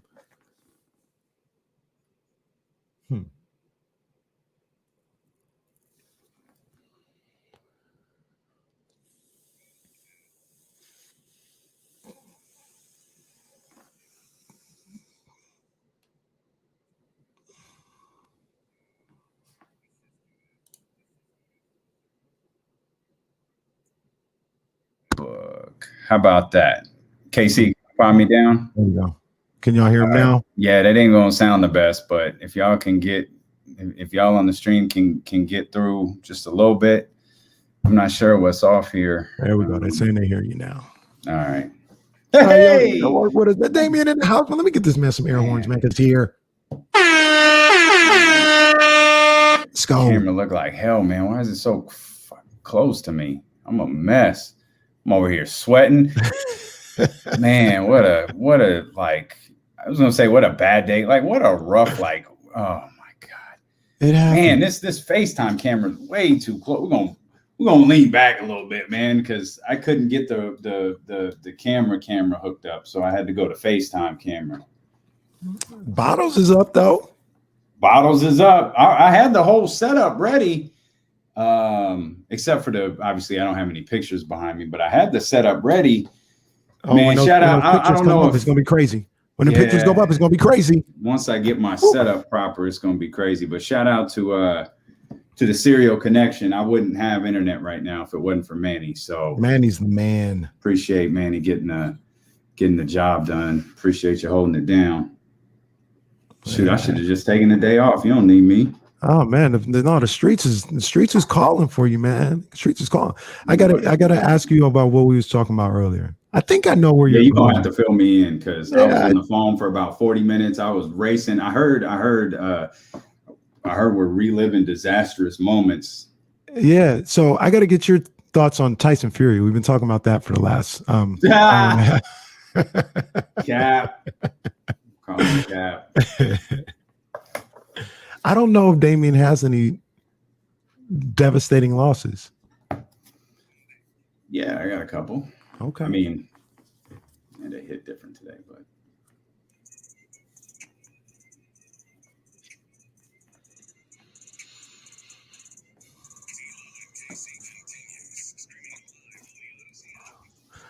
live from Sacramento, California, Damian Barling. Man, boy, stop it. You should have hit him. You should hit him with the boo. Whose man's is this? Man, he's back. He's back. I told you he'd be here. You guys thought I was maybe joshing you a little bit. I said he was going to be here. He's here. Damian Barling's back in the building. Everyone's. Nothing about today has been easy, boy. Nothing about the last few days have been easy, man. But we here. Shout out to the homie Manny, Serial Connection, for making sure we've got internet at the new Delo portion. Compound. Say it. Compound. It's a place where I lay my head. You're looking down on all of us. That's trash. He knows that's trash. I ain't got no security. I'll tell you this though. I've been in this new spot for a couple of days, and I know moving is the absolute worst experience you could, like a human being can.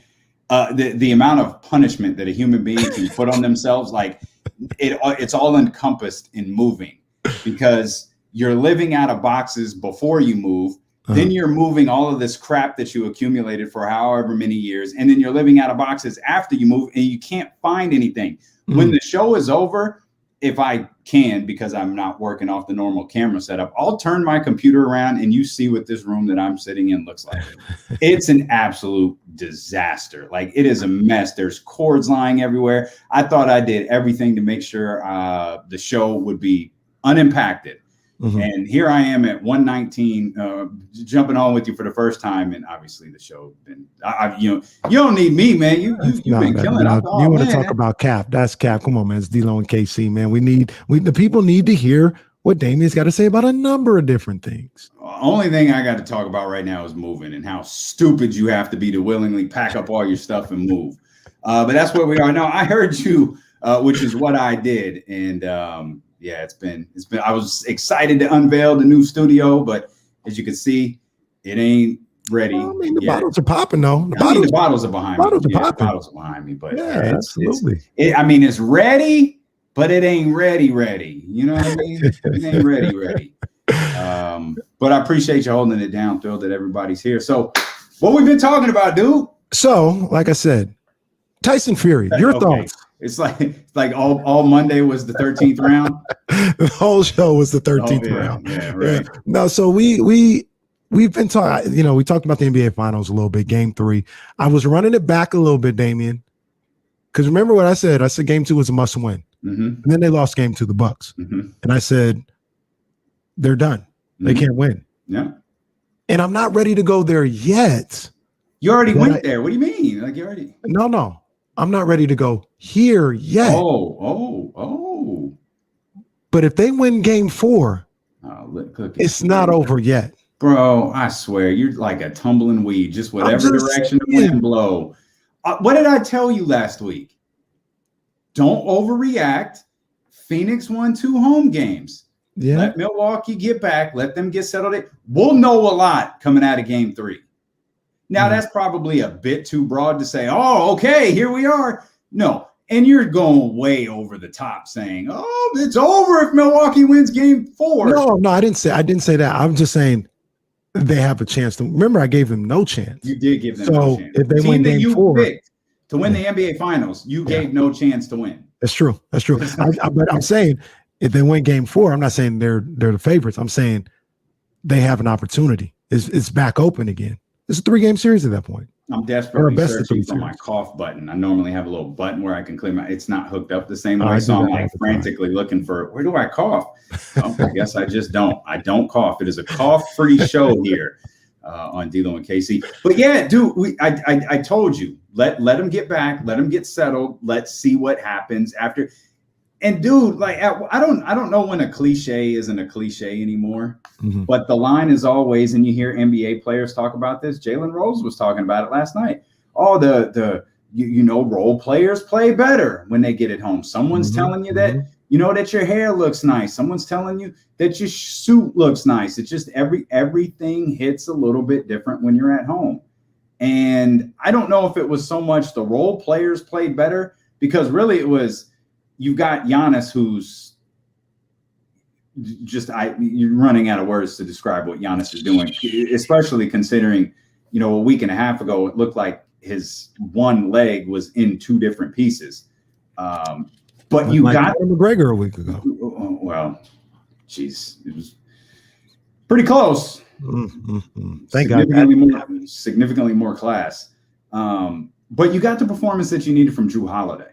Right. That's we've been talking about that in Game 1 and Game 2. You had Chris Middleton in Game 1, but you had Giannis kind of feeling his way out in Game 2. You had super Giannis in Game 2 and virtually no Chris Middleton in Game 2.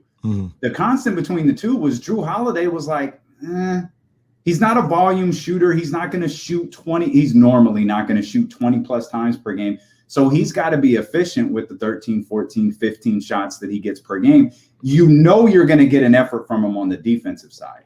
You're going to get a certain performance from him on that side of the ball, or on that side of the court. But offensively, you need him to produce something. Right. You need him to be efficient. Even if he's still only taking 14 shots, 13 shots, 15 shots, he has to be efficient in those, because that's the only place his points are going to come from. They're not going to come, because Chris Middleton is going to get his shots, and Giannis is going to, everything is going to kind of run through him. So the more efficient he is, and again, it's you can't call him a role player. He's not a role player. He's a part of the core of this team. He just had the performance finally that you needed him to have last night. He had some big shots in the third quarter when I think I'm trying to think. Did Milwaukee go into the half up 15?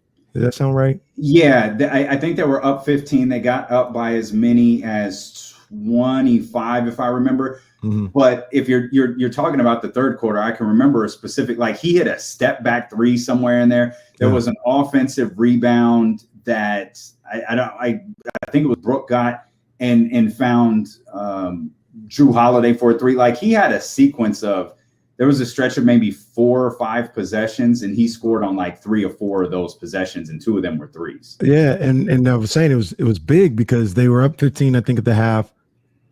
Phoenix got the lead down to 4. Cam Johnson started going crazy, dunking on people, making Dr. J reverse layups and everything. Like he had lost his mind. Mikal Bridges, Jay Crowder, they were hitting shots, and it looked like it was tense times in Pfizer Forum.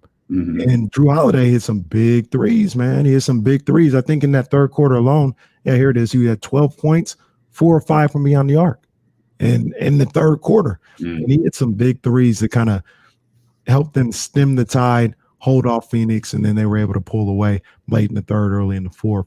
But yeah, you're right, man. Drew Holiday he's going to be huge if they want to. If they want to get back in the series, how do we describe this here? Are they back in the series now? Like, yeah, of course. They have to win Game 4 to get back in the series. Well, no, they're back in the series now. They have to win Game 4 to not be out of the series again. Gotcha. You don't want to get into the, well, we saw the Cleveland Cavaliers did it. Like, we don't want to get into that territory. You don't want to do the 3-1 gimmick. So that's why I say it's still over. You've got it over until they win Game 4. But you've got a game in Milwaukee. Like, why would you be willing to? You can't. It's not over. Like, this is what has everyone's holding serve. Like, if this was tennis, we're holding serve. That's what we're doing right now. Someone's got to break. Who's gonna break the other one? Warren says it's not a series until somebody wins on the road. Well, in some cases, we never have series. That's a lamer cliche than role players play better at home. If everybody wins at home, if that's never had a series then. Yeah, there's plenty of series that ended with only the home teams winning. Well, I guess we'll just erase this one from the record books. And apparently last night, Bobby Portis was the only one who slept at home because he was the role player who played better. So we hit all of these cliches over and over and over again, but it's, some of them role players do play true. Better at home, though. Look at Mikal Bridges, only 4 points last night. 27 the other night. Yeah, but wait a minute. How many did Devin Booker have? 10. So and he's not a role player. Exactly. So but he didn't get a chance to ride his lowrider into the arena. That's probably that's what it was. Maybe no one told him his fit looked nice. Maybe no one told him, his it didn't. Well, did you see what he wore yesterday? Yeah, whatnot. Yeah, he's a good dresser, but that's he's top flight. Yeah, I don't know how to. It's far from over. We've seen, again, we've held serve. We've seen the home teams win home games. Mm-hmm. I don't expect we're going to see that again from Devin Booker this series at all. I certainly don't think we're going to see it in Game 4, but I don't know what caused that. You know what I mean? Like, what caused what was it? A bad start, a couple of off, moments. Like, what was it that really sent them into particularly Devin Booker, that sent him into a place where it's like he couldn't get anything to fall? Well, when you talk about Devin Booker, he's not playing that well at all in this series to begin with. Like, he has point totals in games 1 or 2. I think he had 31 in Game 2, 27 or something in Game 1. But he's shooting, I think, under 35% from the series. And what's really kept him above water is he's been able to get to the free throw line in those first 2 games to get those point totals up. But he's not shooting the ball well. Last night, he couldn't get to the free throw line.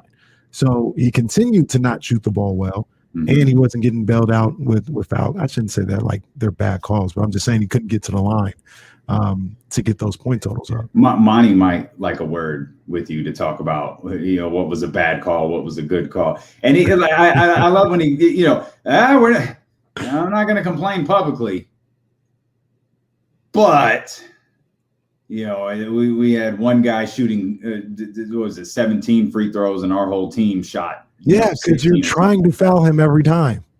I'm sure that's the strategy. Foul Giannis, don't give him any dunks. Of course, Monty, that's going to happen. Yeah. The other thing about that is you hear this a lot with like the Warriors when they were really good, and actually still right now. And you're seeing it with the Suns.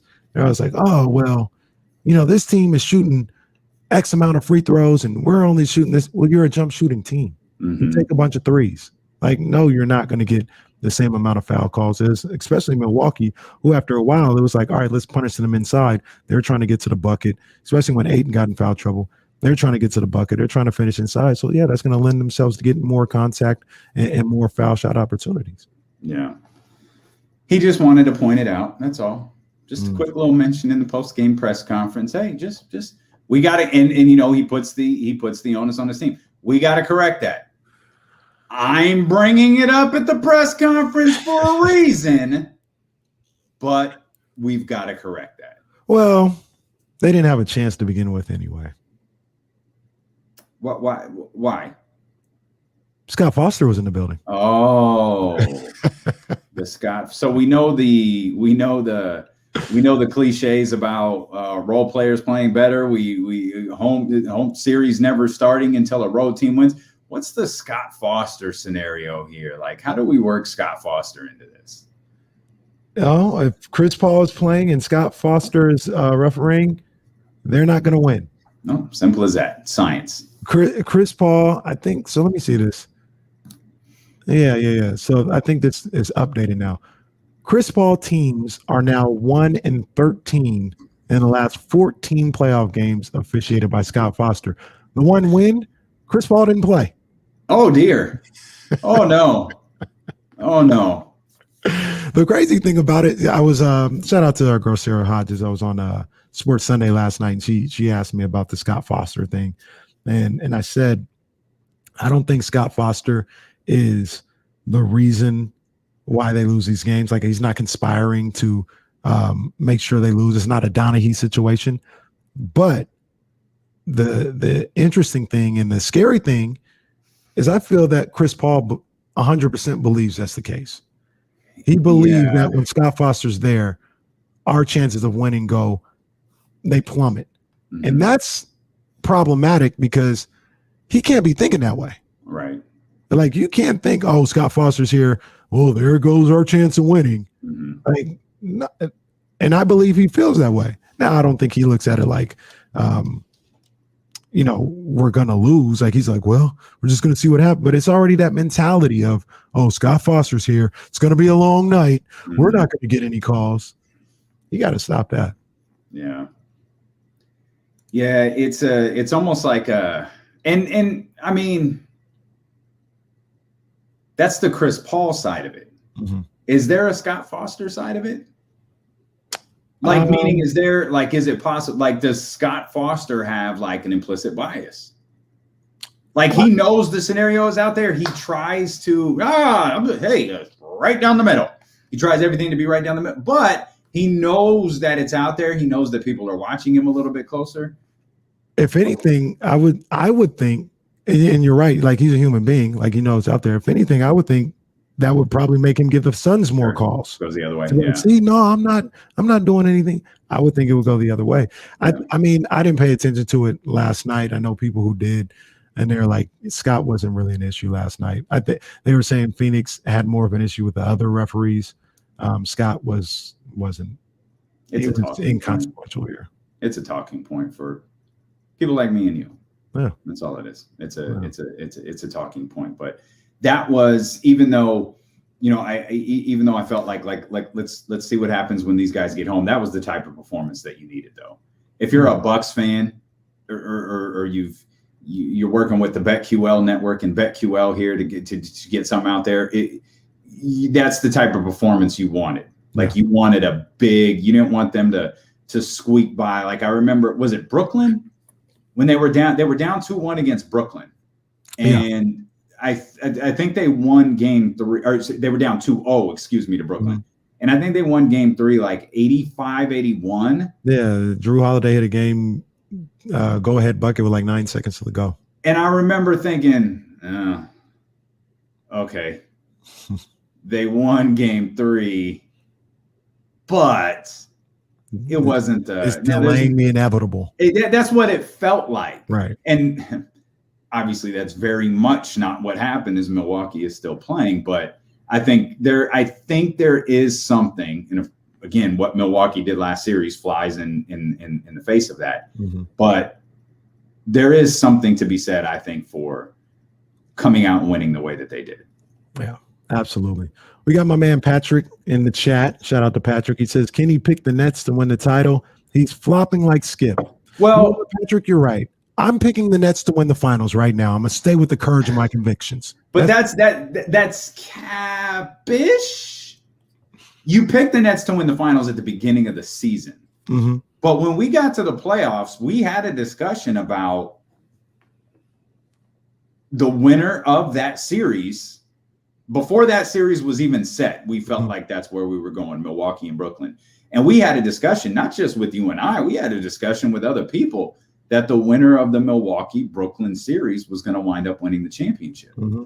And that could still hold true. And then during that series, I said the Nets are going to win that series.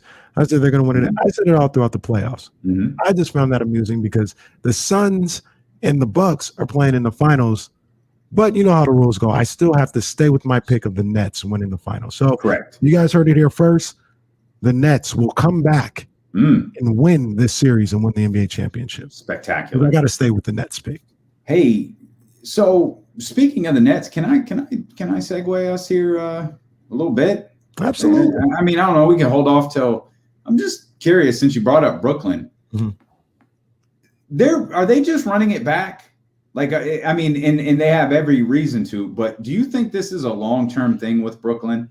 Because we're headed into a weird. It's kind of a weird off season, and we'll talk about it, as the day rolls along here. But Brooklyn is a team that kind of sits at the top of my head, thinking, okay, my feeling is with all of the injuries, with everything that went on, I don't want to use the term bailed out. That's a bit unfair to them, but you have every reason to kind of just no, we're gonna just run it back. We're going to do this again. Yeah. But do you think is this a long-term thing with Brooklyn? Do you think any of these guys signed contract extensions, or is it just let's go out there, let's see what happens this year, and then we'll make all these decisions later? I don't think there's going to be long-term contract extensions. Now, I don't know what they can do, so to speak. But I don't see this being like, I don't see anybody signing a 5-year extension. If they have player options, that'll probably give them another 2-3 years onto the current deal or something like that. Mm-hmm. I think that's a possibility. But as far as next year, though, yeah, they're running it back. Straight back. Yeah, they're running it back. There's a couple of other names, a couple of other ideas, questions that we could throw in there that we will as the day rolls along. I caught during my rather panicked ride back to the new D'Lo and Casey studio here, or the D'Lo portion of the D'Lo and Casey studio.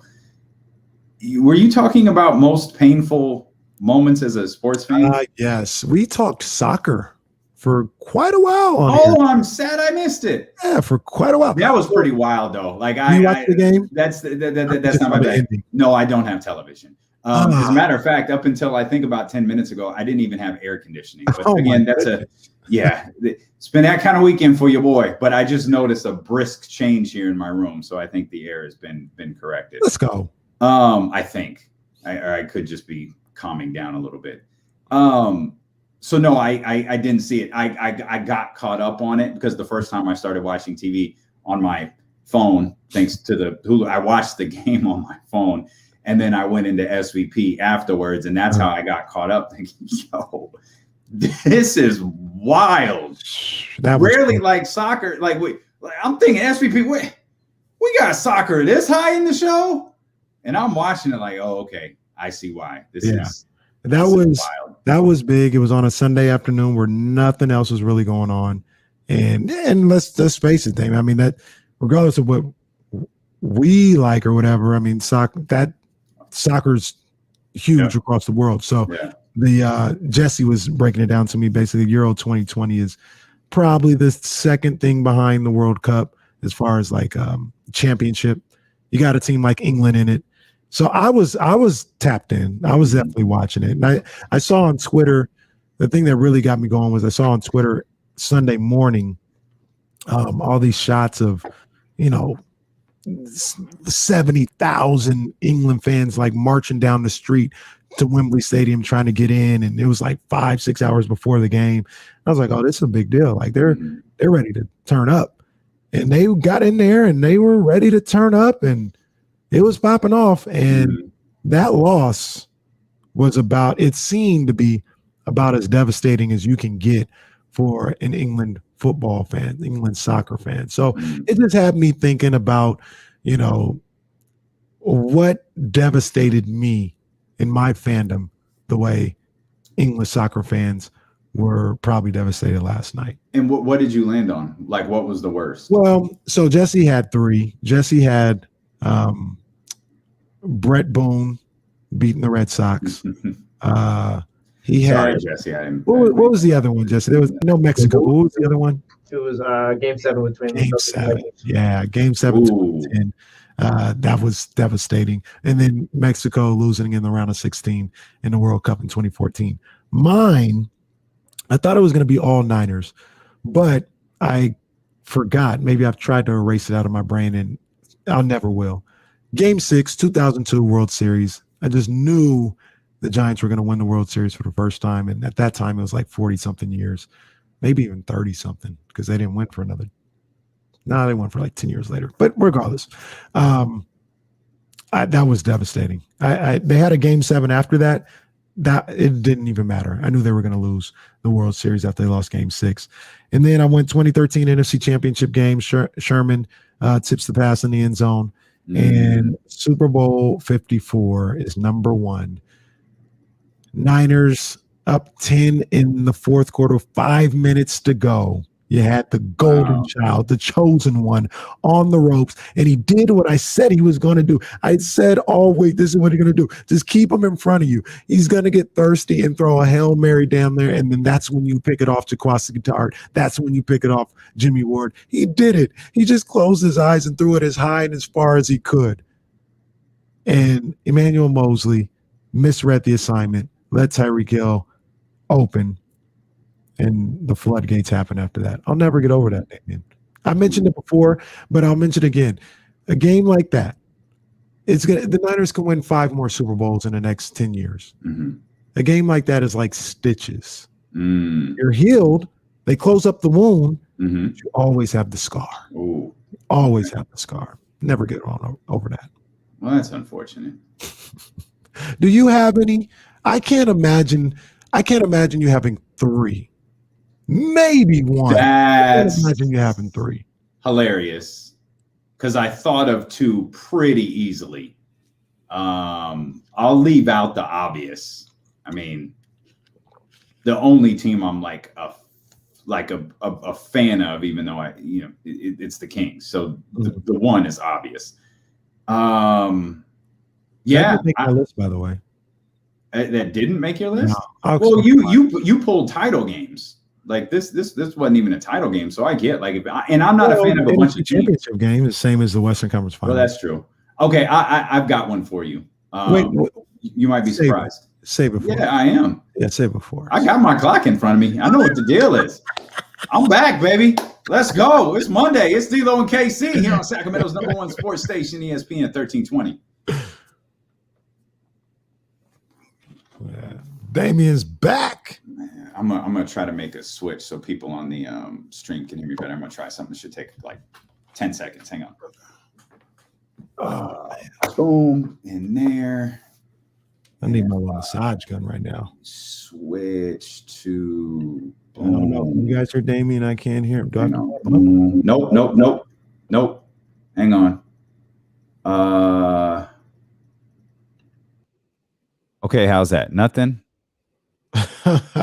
Nothing. Hey, that's pretty dope.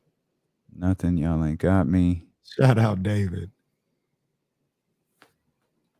Jesse, can you hear me? Nope. Let's try. Jesse, can you hear me? Nope. You can't hear him?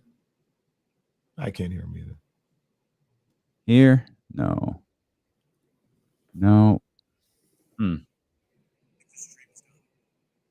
The stream can hear him, but we can't hear him. Yeah, they say they hear him. All right. I can't figure out what it is. I can't figure out why you two can't hear me, but I'm connected. Everything's good. Oh, I know. Daggone it. Hang on one second. I know what it is. It always happens though. I know what it is. Stand by.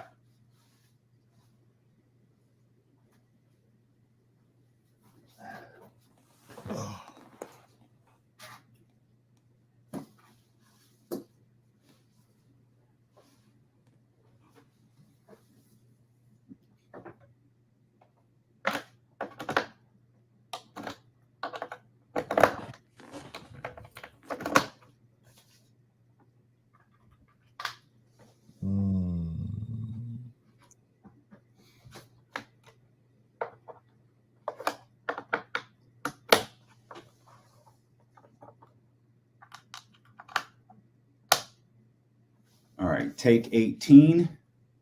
I hear you. Let's Jesse and the crew got me? Yeah. No, now I can't. Oh, I can't hear you, stupid, because I'm over here. Y'all got me? We got you. Everybody got boom. All right. All right. A little now everybody in the stream. I should be microphone sounding for everybody in the stream. Coach Molly. Love to hear that, man. Love to hear that. Let's go. Guess what, people? First day. Oh, let's go. I'm gonna go catch a game. Molly, you guys play like the Sacramento schools, like Sac City, Consumnes, and all that? I mean, I'll go way out there if I need to, but if you guys come out this way. You out by me? Come out by me, dog. Yeah, man. You want me to do the read? Yeah, you can hit it. I mean, you want to talk about rock music? I talked about country and I heard it. Let me, I'll do this one. Let me get it. Okay. Do it right out the break. Yeah. Man, this chair is a lot harder to move than it used to be.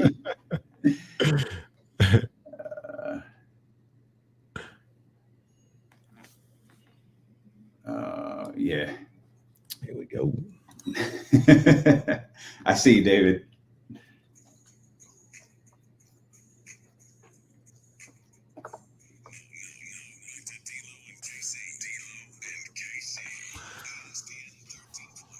The new Odyssey exclusive stations are curated for sports listeners like you. Find your new summer soundtrack. There are hundreds of new stations for summer barbecues. I like to barbecue. Road trips. I like road trips. Working out. I definitely like working out. Maybe not as much as Damian, but I like working out. Or relaxing poolside. I don't have a pool, so I don't know what I can do with that. But I'll make sure I got my Odyssey exclusive stations ready to go. You'll find a huge variety of music stations like Arena Rock of the 70s and 80s that conjures up memories of epic tailgate parties, mesmerizing light shows, fog machines, and lighters held high in the air. That's when I would be like, No. You don't do that at that type of show. Or flannel. You'll find your favorite artists on Odyssey. Oops, there we go. You'll find your favorite artists on Odyssey too on the all-new Artist radio stations. Check out the new Odyssey exclusive stations on the Odyssey apps, brought to you in part by Macy's and Geico. It's Monday, man. What can we say? Monday. Yeah, it's Monday. It's Monday, man. We throw the jaw here with us. The censor was all over my words. I was like, what is this word? Oh, my That's all right. There. Yeah, normally, I've got 2 monitors, the laptop, and an iPad working. I'm just happy to be here. I'm just here so I don't get fined. That's kind of where I'm at right now. This is cap. This is half truth, Ramsey, because Yes, it was on fire. Well, it wasn't on fire, but she's more. Look. Okay. Wait a second. Wait. Hang on. We have a radio audience. So well, for the people, I can explain. He says how can he talking about he liked to barbecue, but run from the fire last weekend and have Jazzy take over the grill? That's a lot of cat. No, it's not facts. Okay. Right. First of all, the fire got high. I'm a team player. I noticed she knows how to handle that a little better because she's used to fire. Remember, she's hellfire and brimstone. She's like the Cain of the house. Okay. So she just got in there, basically jumped in the fire, took the burger out, whatever the case may be. I said, yo, I got it from here, but I'm going to do it this way. So she did not take over the grill. All right. I grilled the rest of the 30. Stop it, Jazz. I grilled the rest of the 30 burgers that were on the grill and hot dogs and hot links. She did not take over the grill. Stop it. That was after she came and rubbed your back and said, baby, it's okay. It's fine. Just turn this knob down and the fire will come down a little bit. That's not even what happened. Oh, I made the executive decision. She had 20 burgers. I'm sorry. Well, I'm sorry. Say that again. You made the executive decision? Yes, because she was. She's watching right now, right? Yeah, I see her right here in these chats saying whatever. But see, he's tough because the camera's on and he knows Jazz ain't gonna do anything when the camera's on. Look, watch when 4 o'clock gets here and he just wants to hang out and talk till like 5:47 or something. Look, Jazz is right now. She's definitely the better griller. She's the better cook. This is what she does. I take nothing away from that. I'm just saying. He's also the executive. Well, I made the decision. She was going 8, 9, 10, 12 patties on the grill. I said, whoa, hold on. That's a lot of grease with these patties. The fire's going high. I'm going to make the executive decision to only go 4 or 5 at a time so I can handle that and get it done a little quicker, a little better. I made the decision. I did that. I said, boom, I'm on there. I started flipping the Krabby Patties like it was nothing, and it was all good after that. Mm-hmm.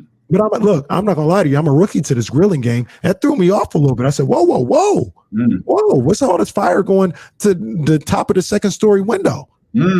That's how high it was, basically. Yeah, almost got to the 3rd story window of the Caraway compound.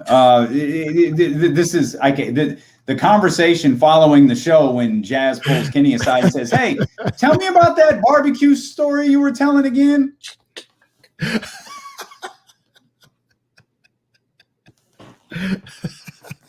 Oh, all right.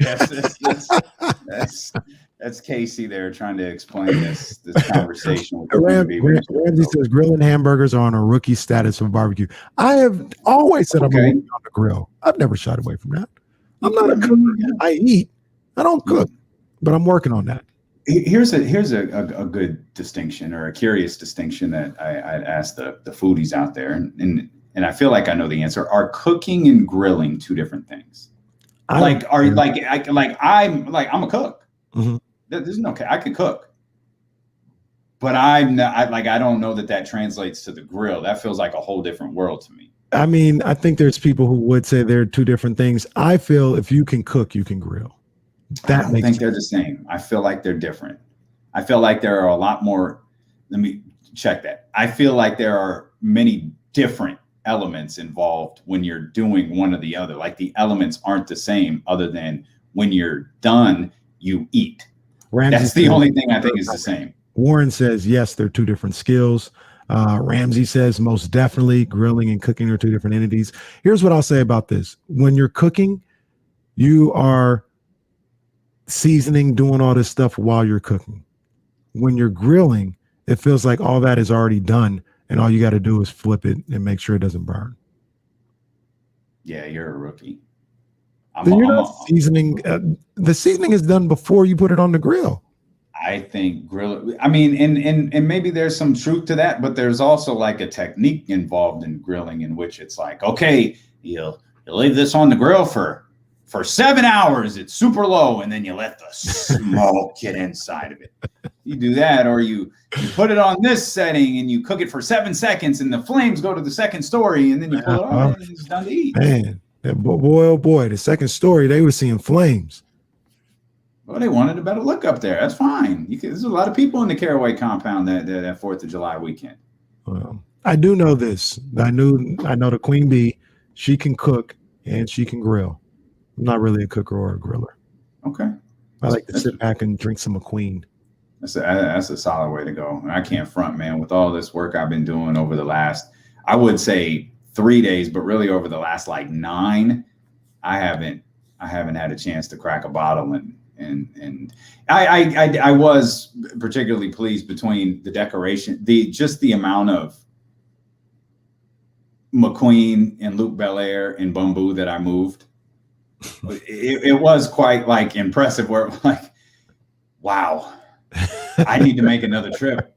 I've got to get another one of these boxes and put these bottles in it. Now they all going to go to great use, but I can't wait for that housewarming. I got it. I'm looking at the live stream now. I got to set the backdrop better, man, because the bottles are out of view, kind of. I got to get just got to set it up a little bit. You know, the camera got to come up a little bit. Yeah, all right, good. We get there. I'm a rookie. What you want from me? Plenty of other things that we got to dive into today. If you want to get in on the phone lines, you can always 916-349-1320. You were talking about painful sports moments, painful memory as a sports fan. And I, mentioned as a Kings fan, there's the obvious. Mm-hmm. The only other one that I can think of, like, that I had no personal attachment to that hurt just as a fan. And in retrospect, because of how I feel about them now, it sounds funny. Mm. But the divisional round playoff game with the Cowboys and the Giants, when the Cowboys were 13-3 that year, and the game ended with Tony Romo throwing an interception in the end zone. I remember that game. That was 13-3. I thought the Cowboys were going to be the team to beat the New England Patriots in the Super Bowl that year. Turned out to be the Giants, which, in hindsight is fine. In the moment, that one hurt. That one hurt more than the Tony Romo fumble on the kick, even though I was convinced if they got past Seattle, they were winning the Super Bowl because there was no dominant team. What was it? Was it Seattle and Pittsburgh? Is that the year Seattle made the Super Bowl, or did they lose to the Packers? I thought it was Seattle and Pittsburgh. Maybe I could be wrong. It might have been. But the point is, it was trash. I'm trying to think because the year Seattle went, they won at home in the NFC Championship game. So they were playing wild card weekend. That was a wild card game with the Cowboys. Yeah, if I remember. So correctly. I say that to say, I don't think they would have had the NFC Championship game at home if they were playing wild card weekend. So I think that was the year that they lost, and Hasselbeck said, we're going to get the ball and we're going to score. Yeah, but I'm not. Where's Seattle? Where's Seattle playing doesn't have anything to do with it. Well, I'm saying if they were a wild card team, I mean, technically, I think they can host the NFC Championship game. But if they were a wild card team and lost to beat the Cowboys, odds are they're not hosting the NFC Championship game. When they played the Steelers in the Super Bowl, they won the NFC Championship game at home. I remember that. Oh, okay. So that's what I'm saying. We were trying to figure out if it was the year they played the Steelers in the Super Bowl. I don't think it was that year. Okay. I thought it was Seattle and Pittsburgh, but what the hell do I know? I was so cranky after the missed field goal, or the botched field goal, which I absolutely thought the Cowboys could win the Super Bowl that year. But when they came back and Tony Romo was the it thing, and they were 13-3. I got a little antsy as the season came to a close because they weren't playing well. Wade Phillips was resting guys, and they did not play well the last 3 weeks. But it was like, it's all right. They're still standing. They're still strong. And yeah, they lose to the Giants, who obviously go on to win the Super Bowl. So is that your number one? No. Number one is the other one. Well, there's a couple. Number one is Game 7. Gosh, that doesn't help. Number one is Game 7 versus the Lakers. Oh. So here's the deal. I didn't have those on my list because in retrospect, yes, those were the worst losses in the history of the city. Mm-hmm. Some of the worst days in the history of the city. Mm-hmm. Game 7 and Game 4. But at the time, I was like, I liked the Kings. I was a Kings fan, but I was big on Allen Iverson. That was my guy. So I was probably equally as into the Sixers.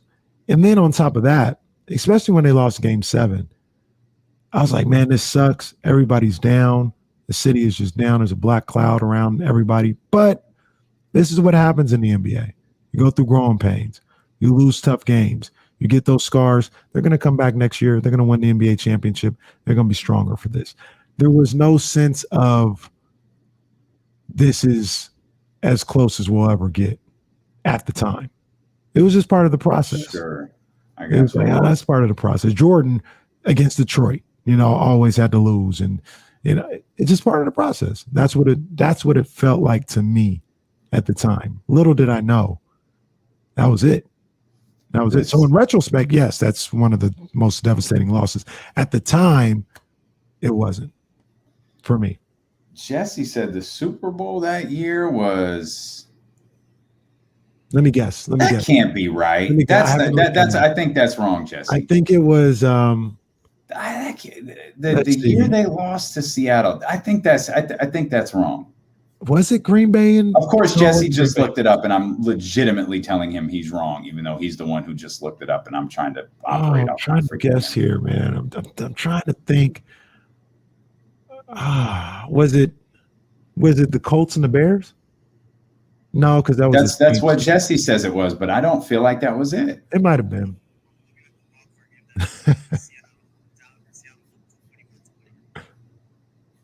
Yeah. Shut up, Jesse.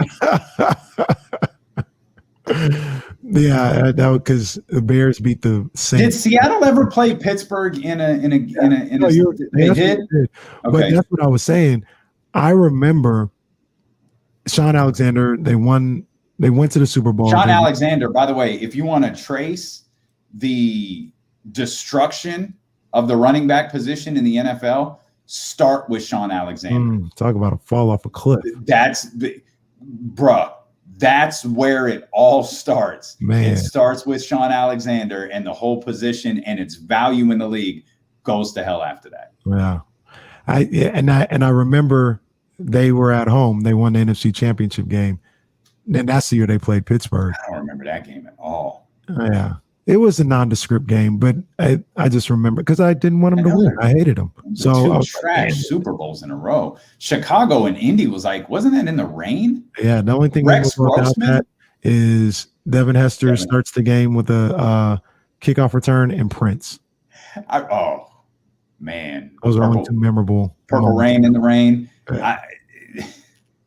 I remember the whole talk was Tony's not going to kick to Devin Hester. Like, that'd be stupid.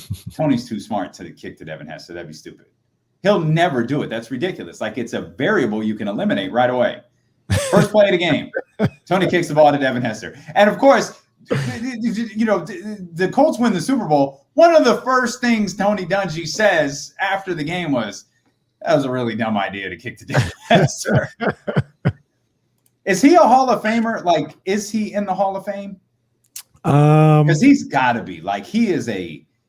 That's a good question. He's like, when you talk about the absolute best at your position, he needs to be. He's not in there yet, but he absolutely needs to be in the Hall of Fame. Yeah, I mean, he was special, and the numbers that he has, the records as a returner or whatever, it's Jerry Rice like. That's accurate. That's very, very accurate. Although, who used to be my man's, who doesn't get any type of spec except for the people who talk about him and saw him was Dante Hall. Oh, you remember what Dante Hall was? Yeah. Dante Washington Hall was Kansas City. Dante Hall was crazy as a returner. Jesse, you remember Dante Hall? Yeah, him and Priest Holmes, they were dope. That was when I was first getting into the NFL stuff. I remember them. Them boys was tough. Dante Hall, he would make people look stupid. The human joystick. That's right, Kyle. Yeah, that position now, is it Tyreek? Is there a special kick returner in the league now? Tyreek is probably. And he's not a kick returner. I guess Dion was a special kick returner in that. Like Devin Hester, and I know they did other things with Devin Hester, but that's what he's going to be remembered for forever. Dion's going to be remembered for everything. Tyreek, should his trajectory, continue, he's going to be remembered probably more for a wide receiver than as a kick returner. Yeah. Devin Hester's remembered as a kick returner that they tried to do other things with. Yeah. Devin, he's the best. He's the greatest when it comes to that. You're listening to D'Lo and KC on ESPN 1320 KIFM West Sacramento, KRXQ HD2 Sacramento, and Odyssey Station, and driven by Lashers, Elk Grove Dodge. We've got your opportunity to win $1,000 coming up here with the Summer of Cash contest in about 5 minutes or so. We'll have that for you. The Seahawks beat the Panthers to go to that Super Bowl, by the way. Oh, that was terrible. No wonder I don't remember that. No, it wasn't that, because that was the NFC Championship game. I was about to say, I think that the Panthers beat the Eagles, but that was NFC Championship game. So, yeah, that was terrible. Yeah, those are not sexy back-to-back Super Bowls. And was that Peyton's? That was Peyton's first, wasn't it? That Chicago one? Yeah. Ugh.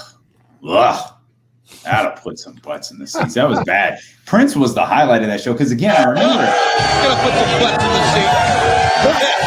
it. Yeah. It rained. Yeah, the rain, and then it was Peyton Manning versus Rex Grossman. That's like Roman Reigns versus Jinder Mahal. Like, what are we doing? This is trash. Rex Grossman got them boys to the Super Bowl, though. Hey, did you? He did, and I guess that's. I guess that nothing else matters. Did you talk about your Giants while I was away? I talk about my Giants just yet. Didn't get to them, man, because they you want to talk about still standing, still strong. Still standing. I'm still strong. First place, best record in Major League Baseball going into the All-Star break. Come on, man. Let me get some air horns while I'm on this thing, man, and show them some love. You see, I got the hat on today. Yeah, I mean, you look good. I mean, what's your level of confidence for your Giants right now? Is it like, are you at if we're going 1 to 10, are you at an 8 or a 9? To get let's go, because the road is tough. Is it to get to the World Series? Is your confidence level high? Oh man, I chuckled because I was gonna make a reference to something that I just shouldn't, so I won't do it. But what do you mean by confidence? Sorry, I didn't realize the question was so tough. That's my fault. That's my bad. I thought you'd be hyped. Like, it's the All-Star break. Your team's got the best record in baseball. They've looked good all year. It's not like they went on a run and like all of us, they overtook them at the last minute. They overtook the Dodgers or the Padres. They've been really good all year. I thought the answer would be easy. I didn't know I'd get the I'm trying to figure out, what do you mean by confidence? Confidence in them winning a World Series? Confidence in them confidence in them they're getting, if they don't get to the playoffs. That's what I'm saying. There's two different things. Yeah, if they don't get to the playoffs, we'll be talking about one of the most epic collapses in Major League Baseball history. Yeah. I'm talking about them getting to the World Series, representing the National League, getting through the Padres or the Dodgers or one or both or whatever. That's what I'm talking about. That's probably at about a 6. Really? Yeah. Is it the Dodgers you still fear? Well, I mean, Dodgers, yes. Padres, yes, if they can get in as well. I mean, one of the great things that would happen is if Padres, if they can win the division and you get the Padres and the Dodgers to go at it in the wild card game and knock one of those out, that would be gold, right? Yeah. But they're still missing a couple of things, man. I think they're missing a starter. They're missing a big bat. And I want to see them bolster the bullpen a little bit. Like, they're still missing quite a few things. Plus, who knows what's going on with Buster in this injury? Evan Longoria, when he comes back, can he return back to form? There's question marks with this team. I just think they're well managed, well coached with Kapler. And they're guys that are out there doing their job. Brandon Crawford's doing a great job. Yaz is doing a great job. Darren Ruff is coming in and getting timely hits. So, but they got injuries as well. First base. Who knows what's going on with Brandon Belt? Right now, there's holes in this team. And if they don't get them covered up, I'll probably add like a 6 to get to the World Series. Wow. I wasn't expecting that. What's I'm been excited. I'm hyped, but that's not coming through in this conversation at all. You saying get to the World Series? That's tough. That's tough. When you got the holes they do, winning series in the playoffs, when you have the holes that they have, that's a tough ask. What's the okay? I'm gonna throw this to you, but I don't want you to answer yet. What's the biggest issue that they have moving forward? Before you answer, it's time for the Summer of Cash contest. Here's your chance to win $1,000 by texting the code word NOTE. Right, everybody?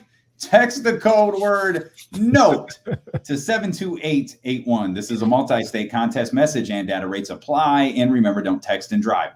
That's NOTE, as in I'm going to make a note to myself to never, ever, ever, ever, ever move again. So what's your biggest issue with the Giants as we head into the so-called the second half of the season? I think it's the starting pitching. Obviously, you got Gosman, and Alex Wood is hit or miss. If they got another starter, that would make me feel a top flight starter. That would make me feel really good about them. The other thing, and I know you said the one thing, but name as many as you want to. I think they need a big time bat, like a Chris Bryant, Anthony Rizzo. Okay. They hit home runs, especially they do it, but there's nobody that you really fear in that lineup. And I think they need somebody that if they can find somebody that'll put the fear of God into opposing pitchers and managers, I think that would set everybody and put everybody into place. Right now, that guy's probably like Yaz, or is Brandon Crawford. He's got 18 homers, as Ramsey pointed out. He's got 18 homers at the break, but he's not hitting another 18 homers in the second half. He probably won't even hit another 10 homers in the second half. They're going to need somebody else to supply that power. They need another big bat. So how have they gotten to this point then? Is it just luck? I wouldn't say luck. I mean, timely hitting. Can you not win? Great job. Can you not win a World Series the way that they're playing? You can, but I remember listening to something about, and I think I might have mentioned it on the show, but like, what's my man's name? Billy Beane.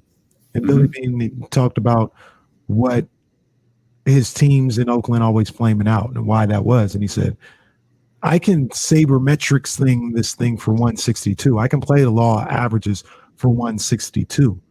But one of the reasons we struggle in the playoffs is when you get to the playoffs, it's about the best players.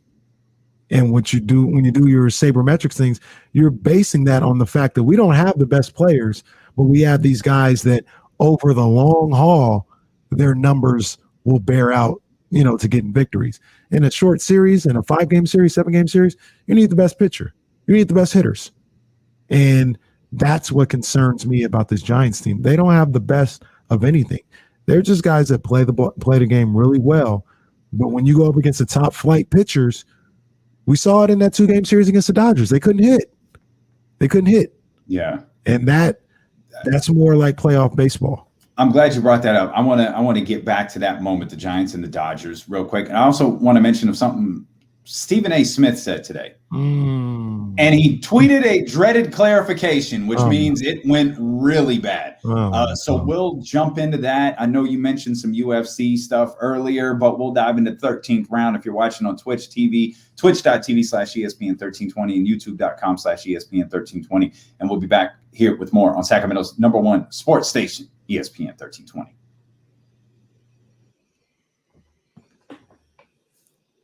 Good. 13th round in the building. Ding, ding, ding.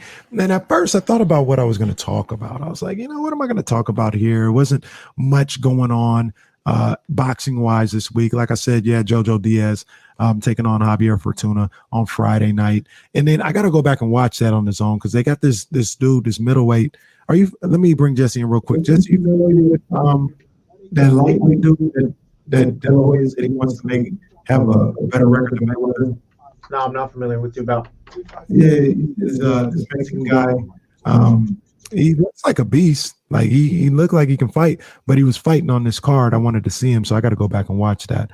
But other than that, they didn't have much going on. They had the Pacquiao Spence press conference on Sunday.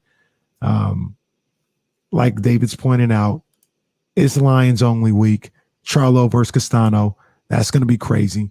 And I will say this, though. David's been asking me to talk about Bud Crawford for a minute. Bud Crawford, I don't know who's managing his career. I don't know what Bomac is doing, what he's got going on. But come October, if he's still on Top Rank, that's just an embarrassment at that point. Bob Arum is trashed you a number of different times in the media. He hasn't gotten you the biggest fights. Maybe he's gotten you paid. That's cool. I don't have no problem with that. But your reputation and your legacy is taking a hit because you don't fight nobody. And Bob can't get you to fights. Then you talk about Errol Spence and all this other stuff. If you really want the fight, when you're a free agent in October, make a deal with Al. Make a deal with PBC and get the fight done. I have a theory that Bud Crawford, and I'm not saying he's scared. I try not to say none of these boxers are scared. But I feel like Terrence doesn't really want the fight. I feel like Terrence has been trying to wait out Errol Spence going to 154. And once he goes to 154, he'll have 147 by himself.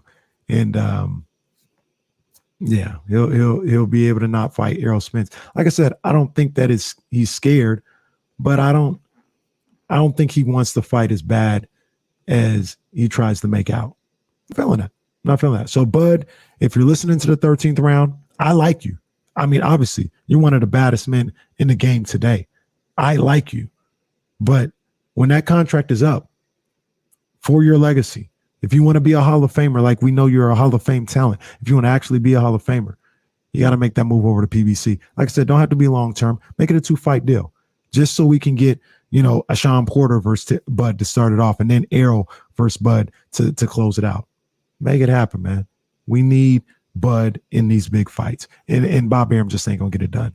And also, it's looking real suspicious about whether or not Tyson Fury and Teofimo Lopez actually had COVID. Maybe I'll talk about that tomorrow on the 13th round. Oh, Damian, you know what happened when you asked about confidence? Did you see that the R. Kelly interview a long time ago when the guy goes, "Do you have teenage friends?" And he goes, "What do you mean by teenage?" It's like, okay. Oh gosh, right, Kells, if anybody thought anything about Kells at that point, that's out the window. Yeah, and I always remember that. So I didn't. It's like, what do you mean by confidence? I would have picked up on that if I hadn't. I'm so aware of my, and I was also worried my studio's upstairs now, so the kitchen's a little bit further away than it used to be.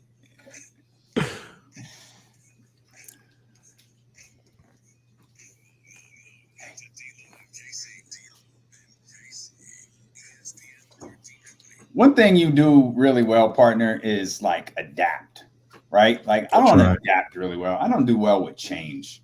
So I'm getting, there's a lot of changes happening in my life, and I'm trying to get used to all of them. And they're I'm very detail oriented, and I plan. I'm a planner, and so when things don't go according to plan, your boy doesn't handle stress well, man, and that's me. I was even concerned during that last break. I got to run down. How many things do I got to do? I got the 13th. I got 3 minutes to get everything done.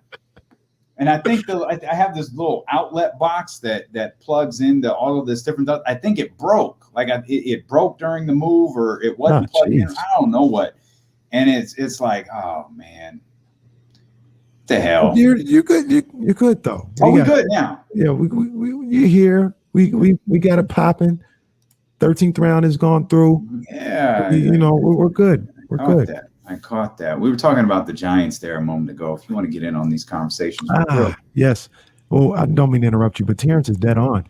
He says Damian's elevator took too long on the break. He's not used to that yet. So this is stupid. Yeah, it's a good call. This is the type of room. That's cap. That's not true. I'm just looking for a place to lay my head. That's all it is. Like I'm just Kenny making up all of these, trying to make it seem like there are 2 compounds in the family now.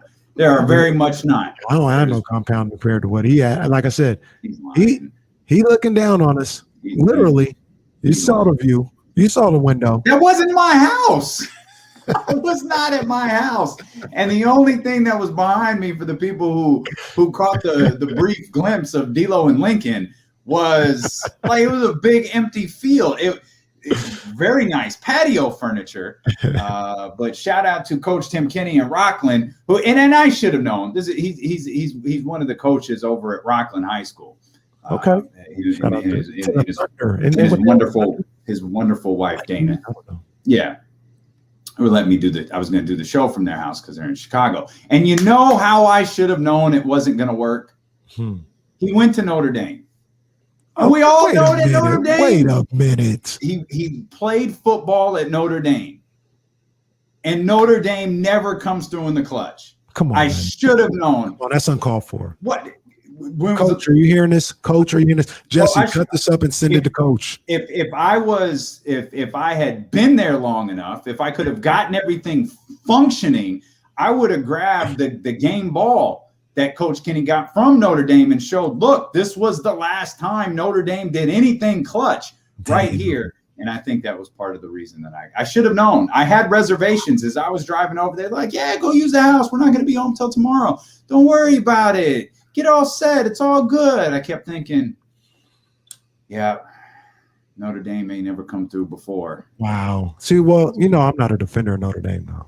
You know that. Shout out, go Blue, go Michigan. You know what I'm saying? Tim, the best thing to come out of Notre Dame, he got Rockland. He got a great football program over there. Rockland is definitely popping.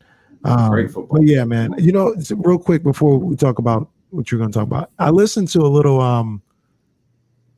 I should know the name of the show. This is my bad. But BetQL tonight. Mm-hmm. Yeah, with our man Quentin. Yeah, I listened to a little bit of that over the weekend, man. I like what they got going on. They were talking about SEC previews. Ooh, I'm ready to spend my money. Okay, I was like, wow, what made you bring this up? Oh, okay, you're excited. They got a guy taking over at Alabama. They say he's the next Russell Wilson. Is that the DJ? I think no, DJ's at Clemson. Oh, DJ's at Clemson. That's right. DJ. Right. Hey, I got my eye on everything Clemson does because DJ is about to roll it. DJ is. What's his last name again, Casey? DJ.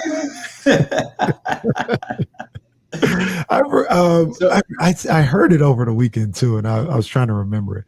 But yeah, I was listening to Quentin and Ryan, and they said the dude at Alabama, they're saying he's the next Russell Wilson. Okay. All right, that's good stuff. And they were having a conversation. We need to get to that 12-team playoff. But. It's coming. They were having a conversation about, the age old. Let's take a black guy and can say, oh, he reminds me of this other black athlete or whatever, white athlete, whatever the case may be. And I get what people are saying, but I don't know. Like, if I'm seeing Drew Holiday, I'm not going to say, you know what? He reminds me of Scott Skiles. No. I don't think of Drew Holiday and think of Scott Skiles. I look at him as maybe another black point guard. I don't have as much problem with that as other people seem to have with that. Where do you land on that? I feel like it's lazy. Like, can Trey Lance not be compared to Drew Brees?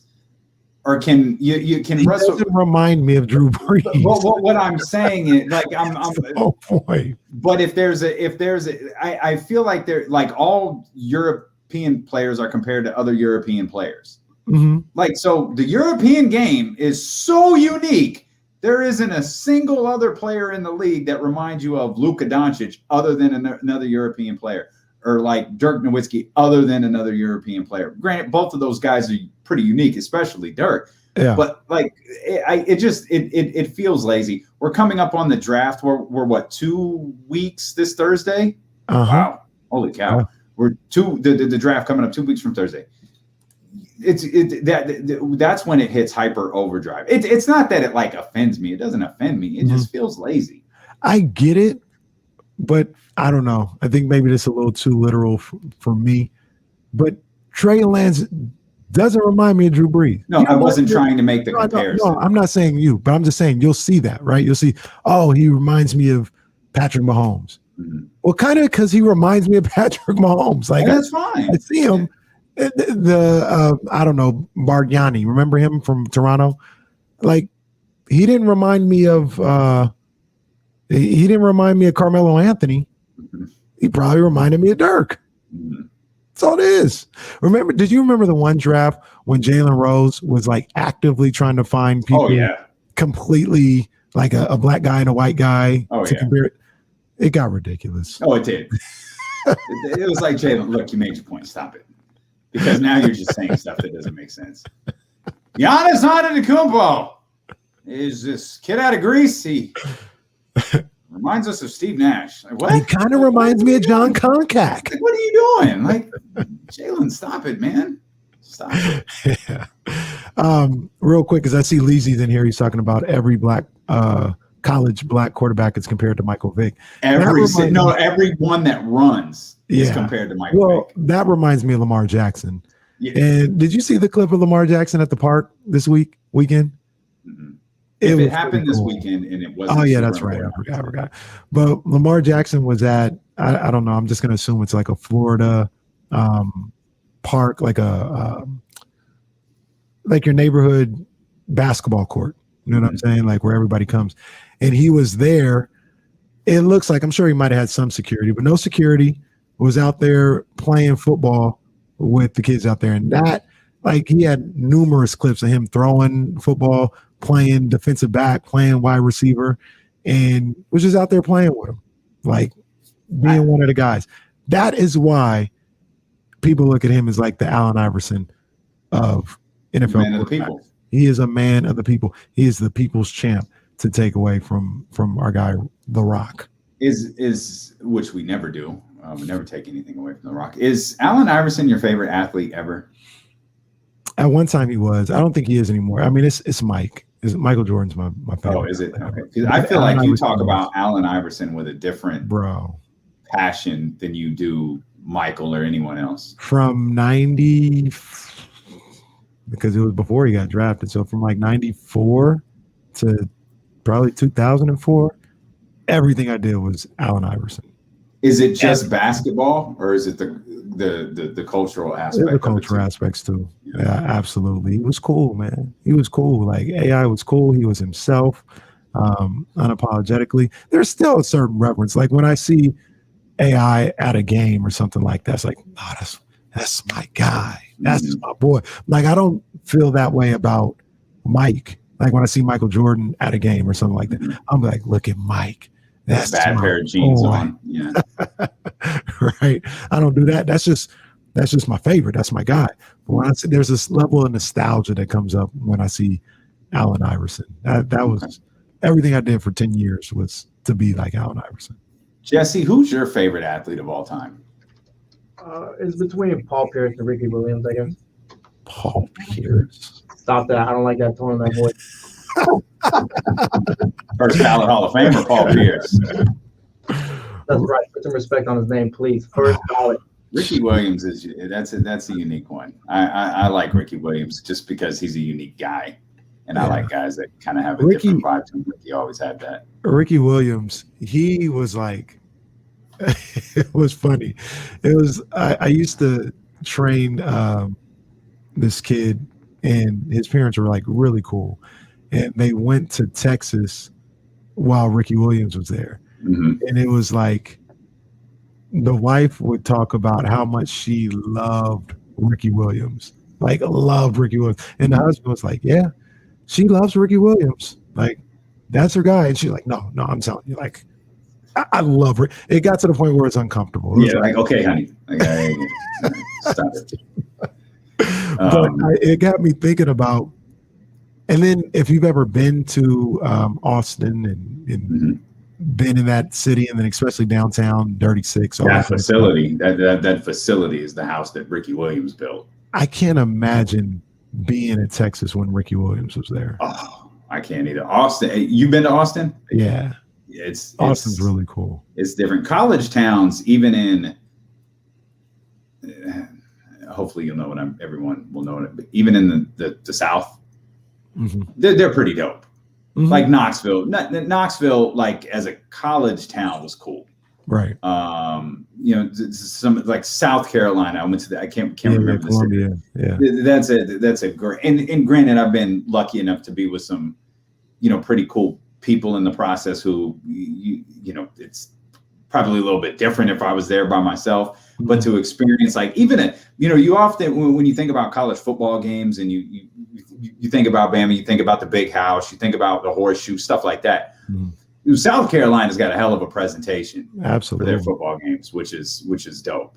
That's where the family from, man. Columbia, South Carolina. So they go hard for Don Staley. There's a crew out there. They go hard for them. But I went to Austin, and I went. Austin is like, they always say Austin is like Sacramento, maybe a little bigger or whatever. Well, I mean, they've got Texas, the University of Texas. That kind of changes there.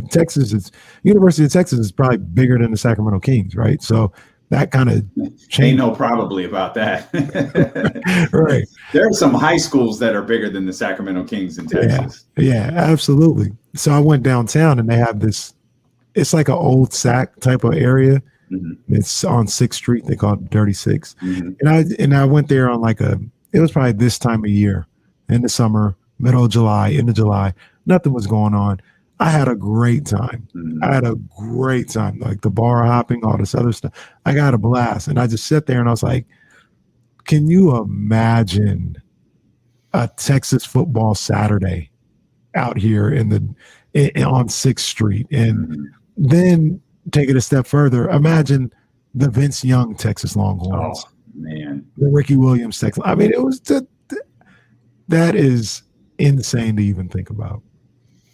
Yeah, that's one thing I wish we had, because I wish that was one thing that we had in this state, because we don't. It's not like people go, man, Palo Alto during college season is like, no one says that. So I wish that was something that we had nearby. Closest thing is SC football. SC football is pretty big, but it's not like the small college town. It's arguably bigger than the Rams and the Chargers.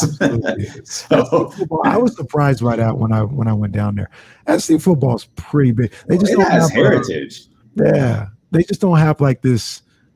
Like I talked about 6th Street in Austin, like that's probably where everybody goes. Like 6th Street, they don't have that in LA. Like, because you can't. Everybody goes. You can't. They're just everywhere. They're on these sports bars. That's what I hate about LA. That's the thing I hate about LA is everything is so like spread out.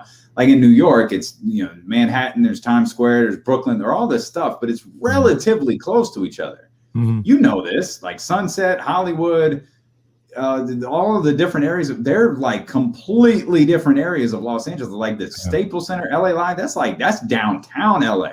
Yeah. And you think, well, isn't that where Hollywood is? No. Beverly Hills, all this stuff. Beverly Hills is like blocks from South Central. It's like less than 5 miles away. You take a wrong turn, you're trying to get to the Four Seasons on Rodeo. Dude, you take a wrong turn, you're going to be looking around like, I've seen this in movies. My finger on it. I don't know what this is. That's exactly how it goes down there. Yeah, it's all over the place. It's the equivalent of like downtown LA to Hollywood is like from downtown Sac to, did you say Roseville? Maybe it's a little closer than that. And then that means it's going to take you 7 hours to get there. Yeah, it's a strike. No bueno.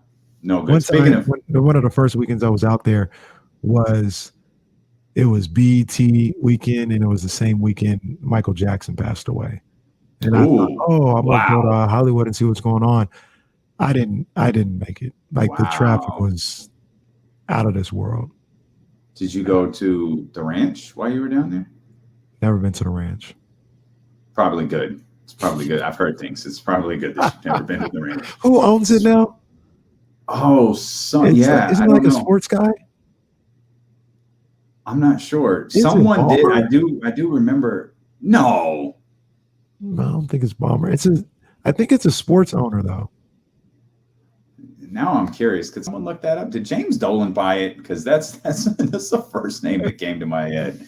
I feel like I could be wrong. I feel like it's a sports owner though. Speaking of LA, you brought this up a couple of minutes ago when you were talking about the Giants and the Dodgers series. Oh God. Yeah, sorry. I did want to go back to this because you mentioned No. I said, oh God, because Jesse just let us know who owns it. Oh, I can't see. Who was it? Ron Burkle. It's going to be in foreclosure any second. It's nice that he could afford that. It's great that he could afford that. That's all right. Live there. Bro. Stay there. Stay down there. Neverland is perfect for you. What'd you say, Jazz? He's a clown. Yeah, thanks, Jazz. Yes, indeed he is. You mentioned that we were talking about the Giants at this point in the season. Your confidence level not super high with them, slightly above average, just barely. I mean, if we were grading, we'd be in the D range. So you're not super high on this. Well, I mean 6 of 10. Your confidence is right. Okay. Well, let me move it to 7 then, because I don't want it as a D. It's a C. So it's a C. All right. So we got him at a C. Is it the 2 series against the Dodgers that are really sticking out for you? That's like, this is a good story, and it's good ball. But when we get to a series where there's nothing in between, where it's game 1, game 2, game 3, game 4, so on and so on, they can't compete with the Dodgers. I mean, I don't want to say they can't compete, because I mean they took 3 out of 4 from them earlier in the season down in LA, so they can compete. But you were down after the last series, though. Man, that's a tough ask. I mean, that was a playoff like atmosphere. The Dodgers were coming in hungry, like they wanted all the smoke, and they shut down the Giants' offense. And the Giants weren't able to cash in. That was the crazy thing about it, because the Giants pitching actually did really well. But the bats, there just wasn't the bats there for the Giants to cash in on some of those opportunities with the runners in scoring position. I think for the series or something, in those 2 games, they were like 0 of 18 with the runners in scoring position. So I want to see one more bat. I want to see one more bat in a big bat. And I don't know if they're going to be able to do that without giving up one of the prize prospects. And I don't want to do that either. I think that's a mistake, but you know your team better giving than up I one of the prize prospects. You gotta, if you're in position to win now. I mean, if it's a big bat in that, okay, this person puts us over the top. Mm-hmm. This is a championship acquisition that we're making. If I mean honestly believe that, like, no, if things go right, no, if everything goes well, no, if you genuinely believe you can make an acquisition that will get you to the World Series, and maybe you're sacrificing a guy who's gonna, we were talking about this earlier, you and I, privately. The Major League Baseball draft was yesterday. Yeah. And you realize I said that with a question mark at the end of it? Yeah. I'm Ron Burgundy? Like, really? It was yesterday? Because we've been talking about the NFL draft. We talk about the NFL draft for months. We've been talking about the NBA draft for weeks. We just did a countdown. 2 weeks from Thursday, the NBA, 8-hour show, 8-hour show here, 8-hour show there. I had no clue the baseball draft was yesterday. Nah, I saw that like on Saturday. I was like, oh, it's tomorrow. it's hard to even get excited for this. Like, what's it mean? In the end, what does this baseball draft mean? I don't know. You'll see them later, I guess. That's the whole key. So you got these guys. Number one, you've never heard of them. That's first and foremost. Second of all, unless they've been on the cover of Sports Illustrated. Yeah, that's it. That's about it. And that guy, poor kid, he tore his ACL or he had Tommy John surgery or something like that. But you never heard of these kids. And then they spend, if you watch the broadcast, they'll spend time talking these guys up about how good they are, how great prospects they are. And then you don't see them again for another 3 or 4, 5 years. Right. Which is like, if you have the ability to win now, don't you have to do it? Go win. Right. Like, no. There's still some that are untouchable though. Because even the Dodgers did that. There's some that you just like the Dodgers had that with Seager, with Corey Seager. I think Bellinger might have been one of those guys where they were making deals and they were trading, but like you can't get this guy. We have a deep farm system and we're willing to trade to get better. But there's Helio Ramos and Luciano are two untouchables. So how long were those guys in the farm system though? Like how long? The Dodgers? Yeah. Probably 2 or 3 years. Why can't they play immediately? I don't know. We started this show last year. All I was hearing about was Joey Bart this, Joey Bart that. Why can't he play? Isn't he a big bat? He's a big bat. Redacted, speaking of Joey Bart, said Bart and who for Chris Bryant. I'd move Bart for Chris Bryant. I would not move Helio Ramos and Luciano. Wouldn't do that.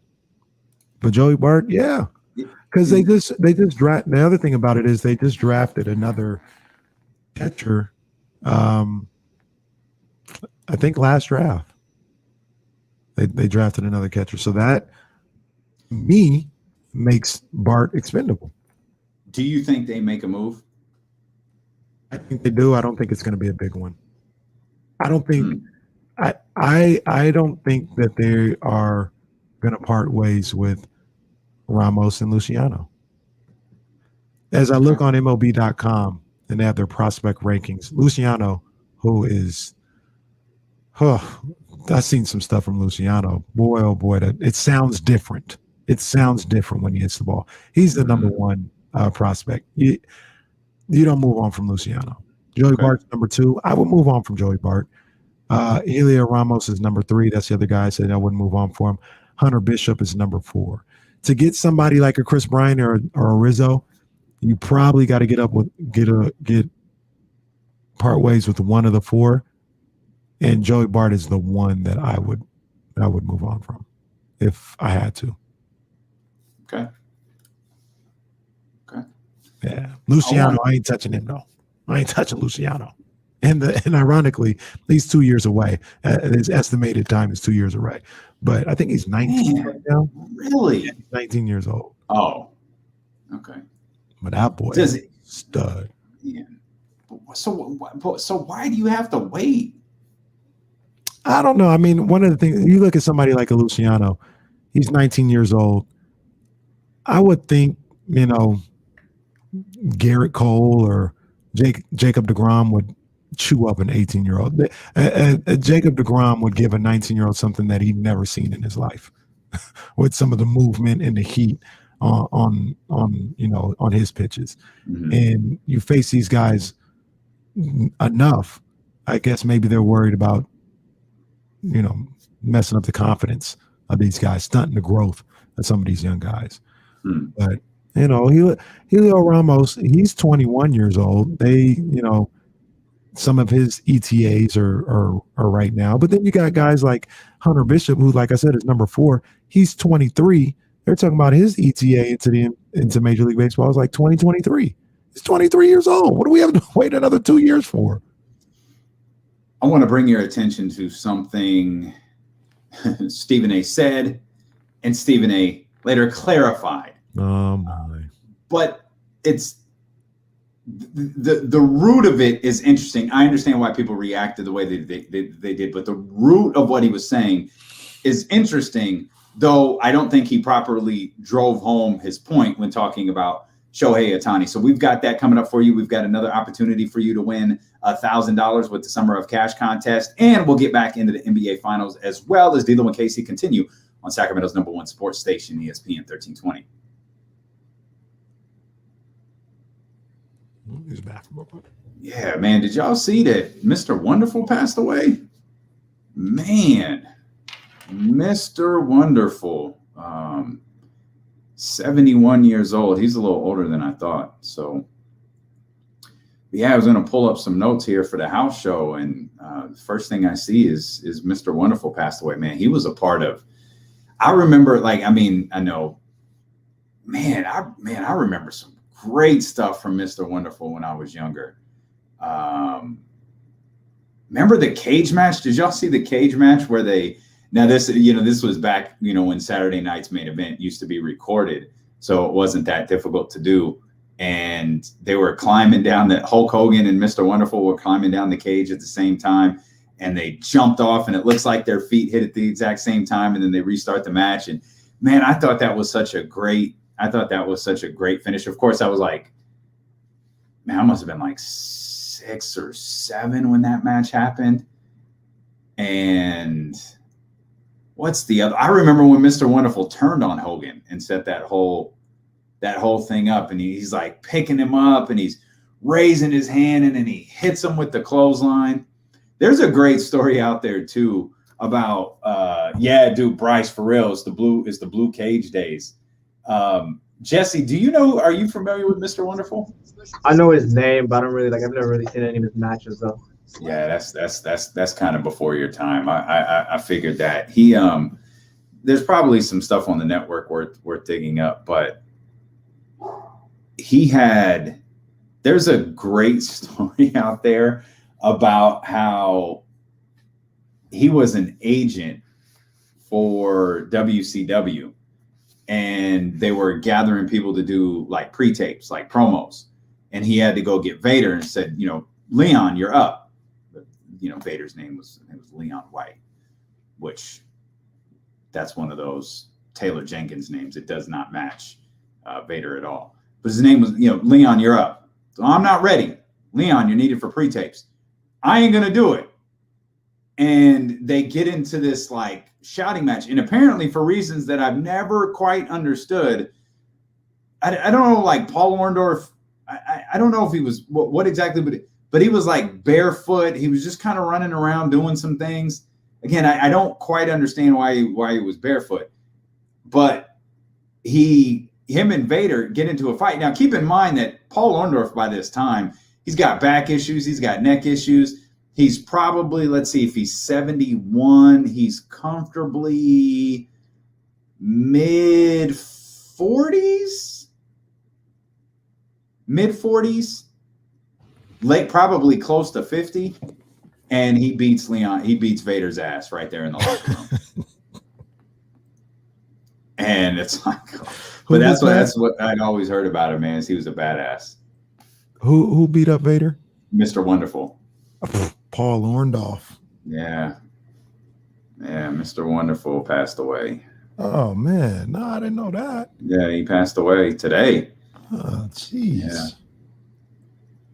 Yeah, man, he was he looked exactly the same. Like he looked like when he was 30, when he was like late 20s, 30s, he looked like he was 45.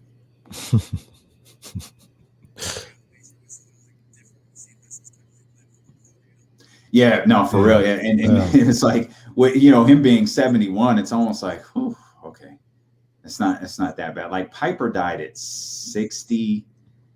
Piper died at 61, 62. I mean, there's like a immeasurable amount of guys who died in their, 30s and 40s.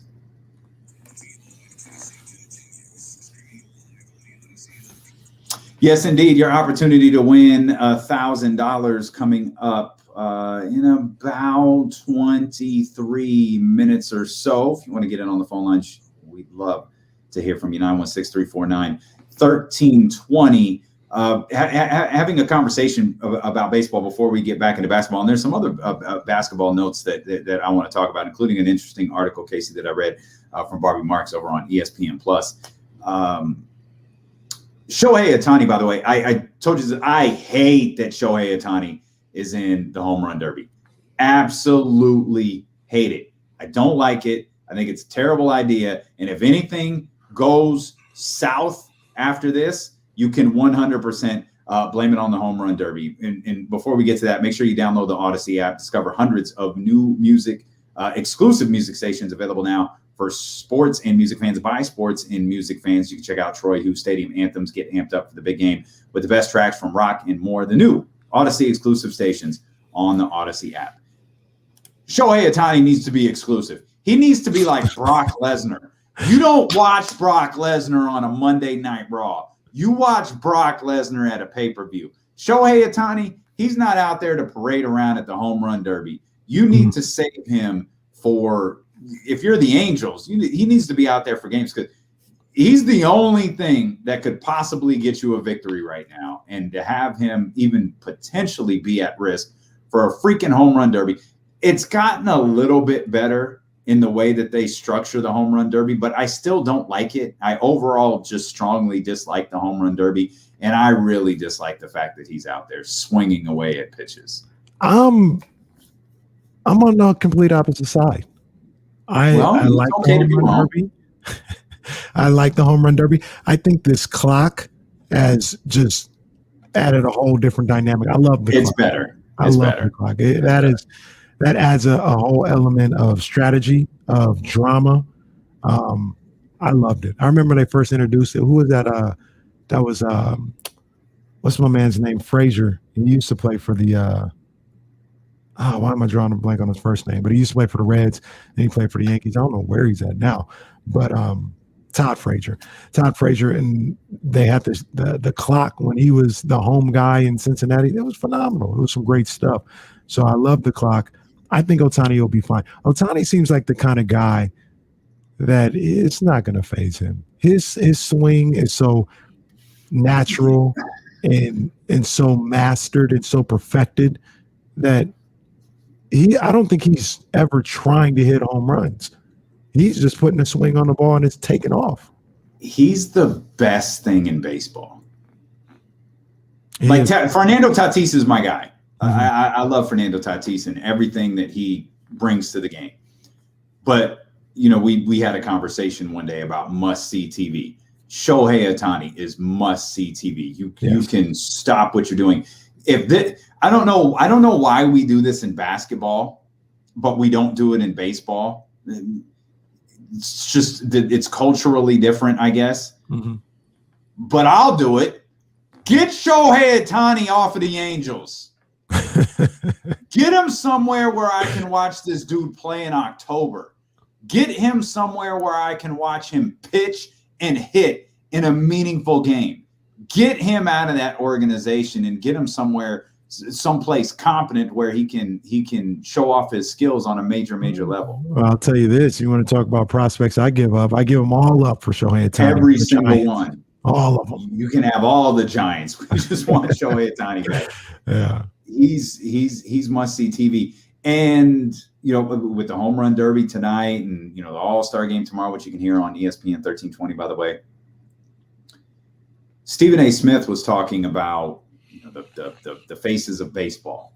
Mm-hmm. Who could be the face of baseball? And that's something you and I have long discussed because that's one of the big problems with baseball is they don't have a marquee guy to go to. And we've tried to make Fernando Tatis that guy.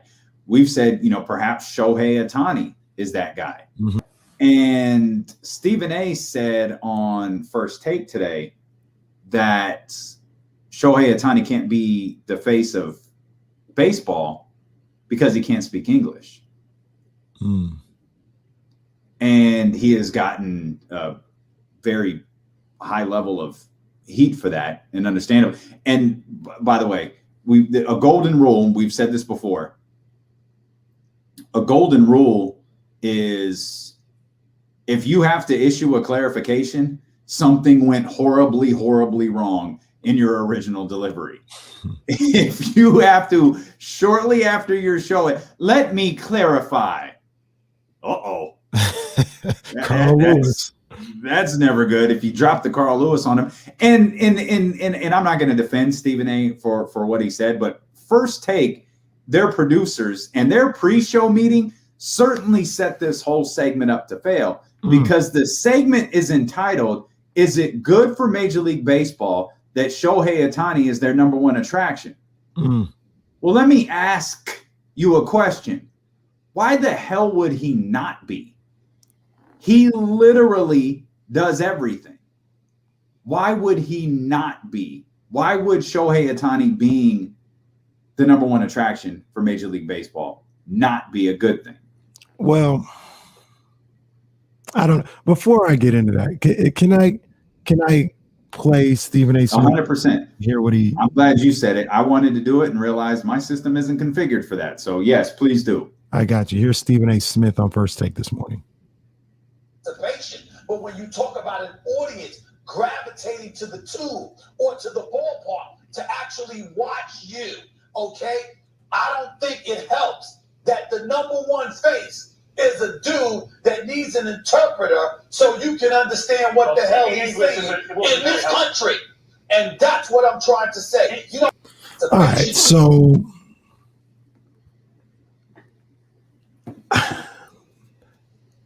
he said it really weird, right? I don't think what he said is as wrong as people are making it out to be. Now, I think Ohtani is the face of baseball right now. I have no problem with him being the face of baseball. It's great for the sport. But what I took from it is he said it would be better in this country if it was somebody else who, maybe spoke fluent English or whatever. He said that's what I took from it. Am I reading it wrong? Do you want to pull up the clarification and run that too? And then we'll dive into it a little bit further. If he was trying to get that message across, he did it poorly. In baseball, you don't have to cut a promo. You know what I mean? Like, you don't have to talk people into the ballpark. You don't. But is that what's missing? When did Derek Jeter talk people into the park? No, but Derek Jeter played for the Yankees too. Like if Derek Jeter played for, that's it falls into the fundamental issue with baseball when we talk about finding the face, finding the guy to lead the next generation of baseball players. It don't matter. It doesn't matter if it's Shohei Ohtani. It doesn't matter if it's Fernando Tatis. It doesn't matter if it's any of the guys that you and I like. Because New York is still going to care about New York. St. Louis is still going to care about St. Louis. Chicago is still going to care about Chicago. Right. This is such a regional. This is such a. It's I know that you're a Giants fan, but we're not attached to those regions. So we admire. We can find guys in the sport that we like, whether it's Ohtani or it's Fernando Tatis. They've been trying to name Mike Trout as the face of Major League Baseball forever. I ain't heard him say a damn thing. He can't cut a promo. Hell, Shohei Ohtani's interpreter could cut a better promo than Mike Trout does. But so what I took is that the issue is that the problem, like the fact that they're not cutting promos and it's all regional, like that is that may be part of the problem. That may be why it's regional, because they don't have anybody that transcends these regions to be a national guy. If Ohtani's actually doing that. If Shohei Ohtani cut promos the level of Conor McGregor.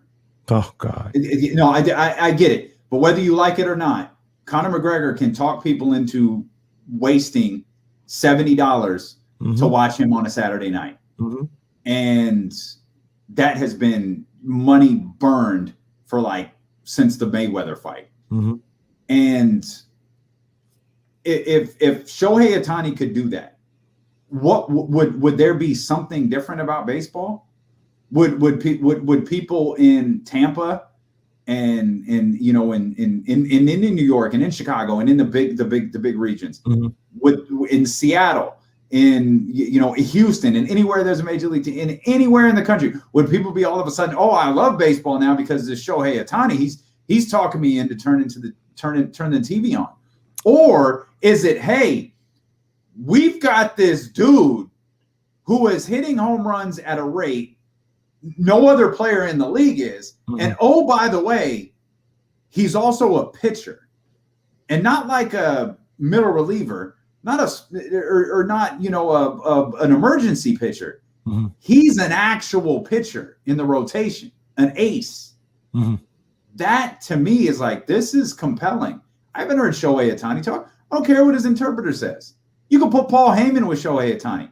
Ain't gonna sway me. I want to hear you talked about who we talking about, Luciano earlier. When that sounds different. Mm-hmm. When Shohei Ohtani hits the ball, it sounds different.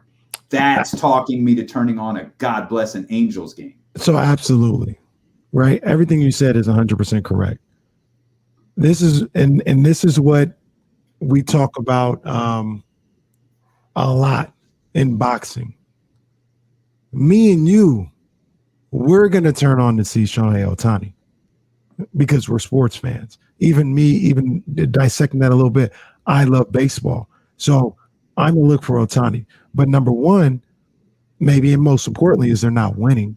You know what I mean? Who's going to want to see the Angels in late September when they're 25 games out of first place? Like, nobody's going to care about that.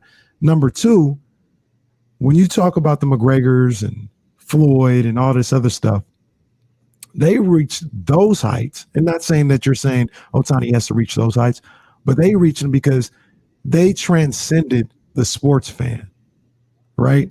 And that's where somebody that can cut a promo or somebody that can do these amazing things. The Queen Bee, she likes baseball, but she ain't tripping about Ohtani. She's not tripping about him. And because he's hitting the ball and pitching at this rate, that's not what's going to bring her to the TV. But if this guy was in any way interesting, and that's what maybe something like the home run derby can do for him or things of that nature, or, if he cut a promo or whatever, there's levels to it. Like we're watching Ohtani regardless because we like sports and we understand what he's able to do out there on the field. Some people like the show. Okay, there's a lot to take away from that. You're listening to D'Lo and Casey on ESPN 1320 KIFM West Sacramento, KRXQ HD2 Sacramento, an Odyssey station and driven by Lashers, Elk Grove Dodge. He's Kenny Caraway. I'm Damian Barling. We're live on twitch.tv/ESPN1320, youtube.com/ESPN1320. We're thrilled that you're here with us on the Odyssey app or wherever you may be listening. Baseball is difficult to sit down and watch. Mm-hmm. Because there's so much dead time. There's often not a lot of action. And even if you're tuning in to Shohei Ohtani, if you're tuning in to see Shohei Ohtani hit on a night that he's not pitching, you got to wait. Mm-hmm. So I think it's a difficult sport. And this isn't an Ohtani issue. This isn't a Stephen A. Smith issue. It's difficult to, I think the way I'm trying, it's difficult to be a casual fan because if you love Shohei Ohtani and you tune in and you just missed his at bat by two batters, it's like, how long do I got to wait before I see him again? It's going to be like an hour, right? 45. I'm good. I'm gonna go to something else and I'm gonna try to come back. I just missed him. He's trotting around. I want to see the next one. You either have to sit there and watch. It's a hard pop-in game. Basketball, you can tune in whenever you want and see LeBron James. Mm-hmm. You can tune in whenever you want and see De'Aaron Fox. No problem. You can tune in whenever you want and see your favorites. See Allen Iverson for young Kenny Caraway. Mm-hmm. Football, you're going to get a little bit more action if you're tuning in to see someone specific. Right. I don't think a face of baseball is happening because of our the way we consume sports now. And when I say we, I don't mean you and I mean we as a collective, we as a society. Not only sports, but everything. We consume everything differently. I can see Shohei Ohtani hit a home run every single night on my app, on Twitter, on the ESPN highlights. I could see it anywhere. I could go to ESPN1320.com and see it. I could go anywhere I want to and see this highlight without investing 3-4 hours of my day or whatever it may be to watch a baseball game. And when you don't have that stuff, I think when you don't have people fully invested in the product that a particular player is selling. You were talking about being interesting. Tom Brady was, before his drunken boat ride, was arguably the least interesting dude in the NFL. Mm-hmm. But he got people's attention It wasn't because of what he was saying, because of the way he was playing. Now you could throw in his good looks or, you know, his personal life and different things like that. But Tom Brady ain't never said anything interesting. His play is what won people over. We have your chance to win $1,000 by way coming in 7 minutes. That is a little different because the NFL. I don't want to. But the point I'm making is whether Shohei Ohtani speaks or not shouldn't have an impact. It's the way that he plays. That's the impact. That's the way it should be. All I'm saying, and I agree with you. All I'm saying is, you say you got the app to see him and all this other stuff. These people that you're looking for outside of the sport, they don't even have the MLB app. They don't care about no ML Bleacher They got Report Twitter. Got Instagram. Yeah, and I bet you they're not following anybody that cares about Shohei Ohtani. And if they don't, that's baseball's fault. Like if baseball, like if base, I think the bigger issue isn't the face of baseball. It's that baseball can't cross over into really, I think, a younger demographic. They hang on to the old guard and they want to appease the old guard. It's the thing with the Nets. It's the same thing. Rob Manfred would not issue an edict to put nets up in every stadium. He made the stadiums do it himself because he didn't want to upset the old guard. And he's a coward. Both of them. He didn't want to upset the old purists. Get out of here. Put the nets up. Stop putting it on the individual teams. Baseball refuses to get out of its own way. Well, and if there is a hang-up because Shohei Ohtani can't cut a promo for you, it's another in a long list of failures to add to the list of Major League Baseball. And I'll say this. This is just my opinion. I see them trying to do it a little bit, but Major League Baseball traditionally doesn't embrace the hip hop and hip hop culture. Nope. That's probably the biggest problem of it all. And part of that is also the demographics, because now the hip hop culture used to only appeal to a certain demographic. Mm-hmm. You feel me? Mm-hmm. That's not the case anymore. Right. Young hip hop culture, like the hip hop culture appeal. Go to a Travis Scott concert and tell me what you see.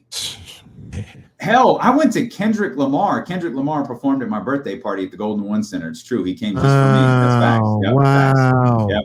True story. I sold tickets to everybody. Didn't get any of the cut. Gave that all to Kendrick, but it was definitely my birthday party. So generous. Yeah, definitely.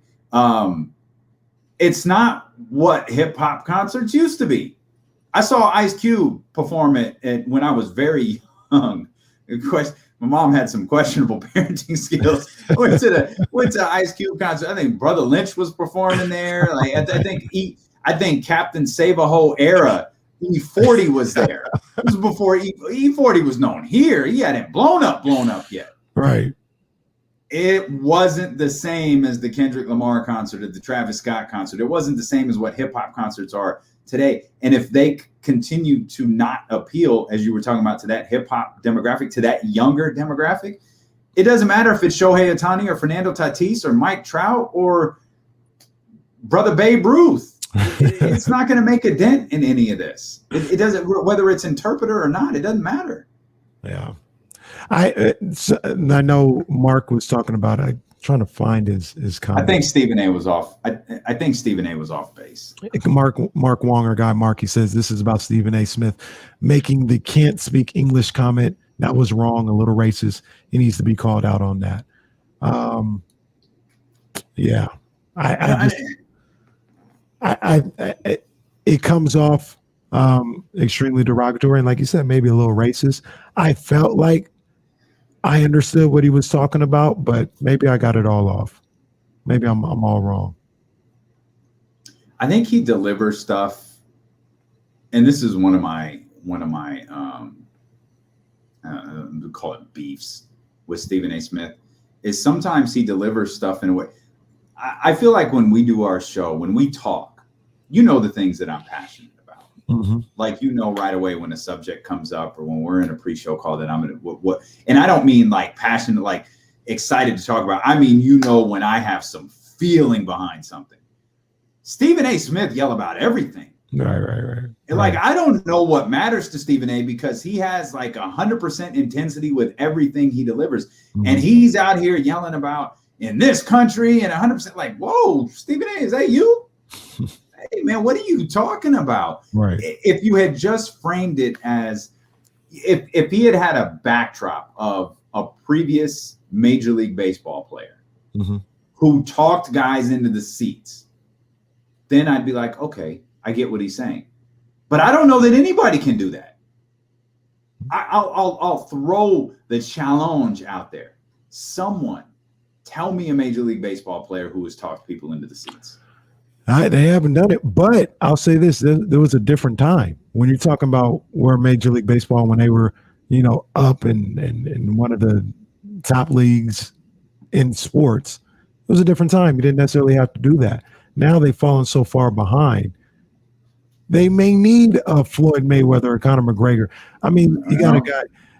I'm just saying they may. I'm not saying they do, but those are tough fines no matter what. Somebody that's just putting up great numbers, that's not going to get it done. We've seen that for a long time now. Mike Trout has put up historic great numbers. That ain't bringing nobody back. Well, so if they want to be for the face of Major League Baseball to if they want to get back, they may need somebody like that. That really don't work either, because then you got guys like Trevor Bauer who aren't really, they talk a lot, but they're not endearing. Hey, Casey, Trevor Bauer, he goes into the Deshaun Watson, Bill Cosby. That's right. That's the second time I've done that. Second strike on me. Put him in a box and let's just move him to the side right now. Thinking about that. I just think about the fact that he runs his mouth all the time. But yeah, he's in the box. Yeah, he's in this box over here. I got you. It's time for the Summer of Cash contest. This is our final week of the Summer of Cash contest. So take advantage, man. Take advantage. Here's your chance to win $1,000 by texting the code word LATE. Oh, that's a rib on me, isn't it? Text the word LATE to 72881. That's LATE as in, sorry, I was late today. Text LATE to 72881. This is a multi-state contest. The message and data rates apply. And remember, don't, under any circumstances, text and drive. I will say this, though. Ohtani's definitely must-watch TV for me. And I definitely will be watching the Home Run Derby to see what Shohei Ohtani does. I mean, this guy, that's the thing. I enjoy watching him. Mm-hmm. I will tune in for Shohei Ohtani. That boy is bad. Absolutely. You know what I'm saying? And when he's done, I'll go do something else. Because I'm already invested in Shohei Ohtani. Yeah. All I cared about is Shohei Ohtani in the Home Run Derby. Yes. All right, I'm in. Mm-hmm. That's it. I don't care who else is in it. Doesn't move me. I will say this. It didn't help when the face of baseball for maybe 2 weeks was what was my man's name? Hamilton? Josh Hamilton? Josh Hamilton. You were on that. You were talking about home run derbies for me. The only home run derby I distinctively remember is the one he was in, where he hit like 1 billion home runs at Yankee Stadium and lost because he hit them all around early and they don't carry over. The crazy thing is, I remember it. I don't even remember him losing. You're right. He did lose. I don't even remember it. I don't know who won, but I remember his performance. See, they had some other great home run derby memories. I don't know where you've been at, Damian. Where were you at 10 years old? 10? Yeah, that's when the real home run derby memories were popping off. Okay. Who won the home run derby when I was 10? Well, in 93, King Griffey Jr. hit the warehouse. I was not 10 in Jesus Christ, Jackson. You weren't much older than me. Okay, 12. Where were you at 12? Did Bo ever hit? Bo never did. I was thinking about, I heard Harold Reynolds say today, he played at the Kingdom for like 10 years and only saw the ball hit in the upper deck like 4 times, and Bo did it like 3. Damn. We'll step out. We'll come back. I want to get back to the NBA Finals and a couple of other interesting free agent notice I saw. as free agency set to start here in a couple of weeks. That's coming up here. Is D'Lo and Casey continue on Sacramento's #1 sports station, ESPN 1320. Here comes the money. Man. Here comes the money. Oh, shoot. Yeah, I know. Do we have to have that in today? We have to do that right now? You want me? Okay, I got you. No, I mean, I got it all right here. So yeah, could you? Yeah. I'm sorry, I don't have any of we're that. doing stuff. that right when we come back. Yeah, Jesse?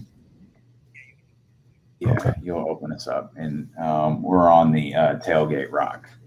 Got you. I'll have this all ready for tomorrow, guys. Sorry. No, you're straight. You're straight. Thanks for all of the work you both did last night. I thought I had all this stuff. That's but- okay. If you don't, I have it. I'm pulling it up. If you don't have it, it's no problem. No, I got it now. I was saying like before this morning, I thought I had all this stuff, but because like I seen the emails before, thought I had saved them, but I guess I didn't. But I got them all right here in front of me. Okay. Let's see here. I haven't seen this. We'll play it for the people. My segment on Ohtani this morning on First Take. People are misinterpreting what I'm saying. I'm not talking about the state of the game. Baseball itself. Baseball's a great game, a great sport. And some of the greatest players in the world are foreign players. Tatis comes to my mind. I love this brother, what he brings to the table. And Ohtani is the second coming of Babe Ruth, okay? That's not what I was trying to say. I'm talking about the Ohtani's black too, apparently. The promotion of the sport is exactly what Sports Illustrated essentially alluded to in their article last month when they talked about 28% of the players in Major League Baseball are foreign players. A lot of them need translators, Spanish, it could be Mandarin, Japanese, the list goes on and on and on. If you are a sport trying to ingratiate yourself with the American public the way Major League Baseball is, because of the problems that you've been having to deal with in terms of. I get what you're saying. He's just saying words. Yeah. He's just saying words, man. I understand what he's saying, I guess. But, I mean, number one, he said it, like the way he said it was just all bad. And I think it's more than just the interpreter, man. Like, I agree with you. Like, if Ohtani were to speak English more often or whatever, I don't know if that would necessarily. Like, he doesn't seem overly charismatic where if he speaks, oh wait, he spoke, I'm gonna watch baseball. Like, he could speak just like Mike Trout speaks but doesn't speak. I mean, doesn't do anything. And the thing is, there aren't many guys that can do that.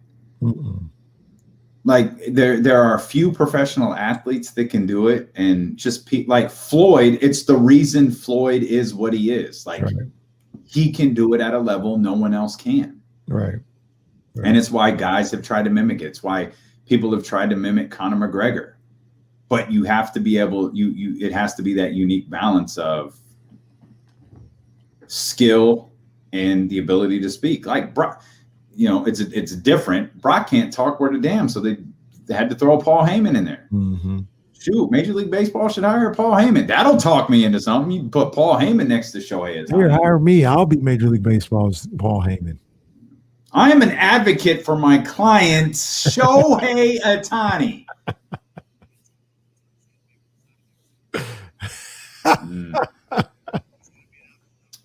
Well, he's brother babe now, so we're not just going to. Normally, I would be open. Man, when Jesse is eliminating brother babe. Normally, I would be okay. Prior to a couple months ago, I'd be okay with phasing out Babe Ruth, but we don't do that anymore, Jesse.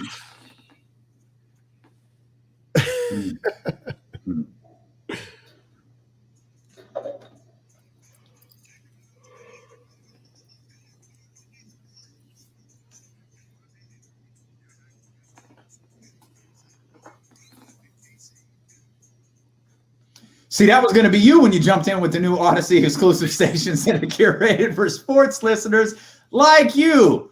Find your new summer soundtrack. There are hundreds of new stations for summer barbecues, road trips, working out, or relaxing poolside.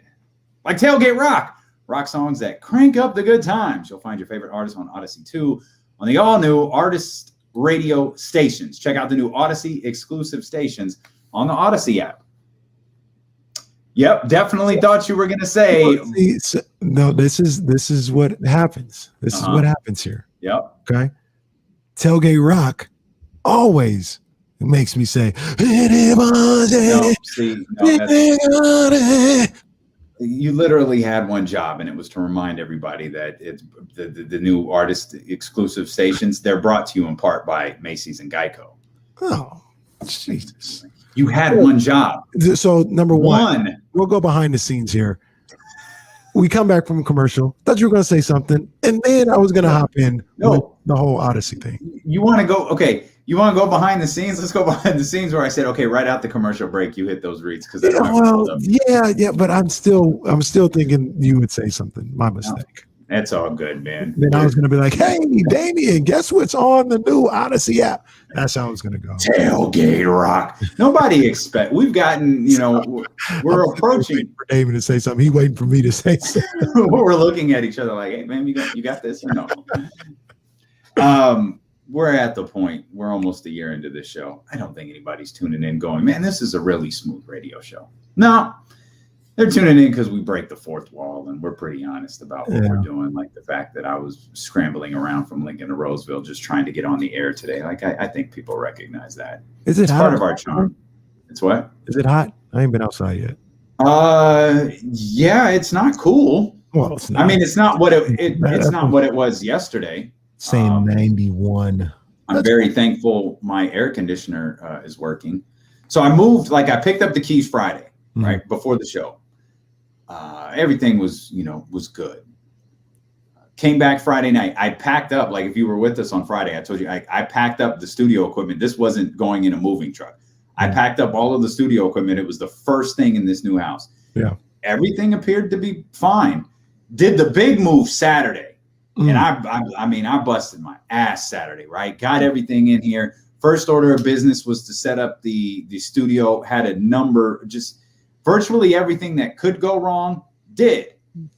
But overall, it was okay. Got here, got in the building, lay down, woke up on Sunday. It was like, man, it's warm. These old school thermostats. I'm a smart thermostat guy. I'm a smart home guy. All right. Shaming us who have the old school one. I got the old school one too.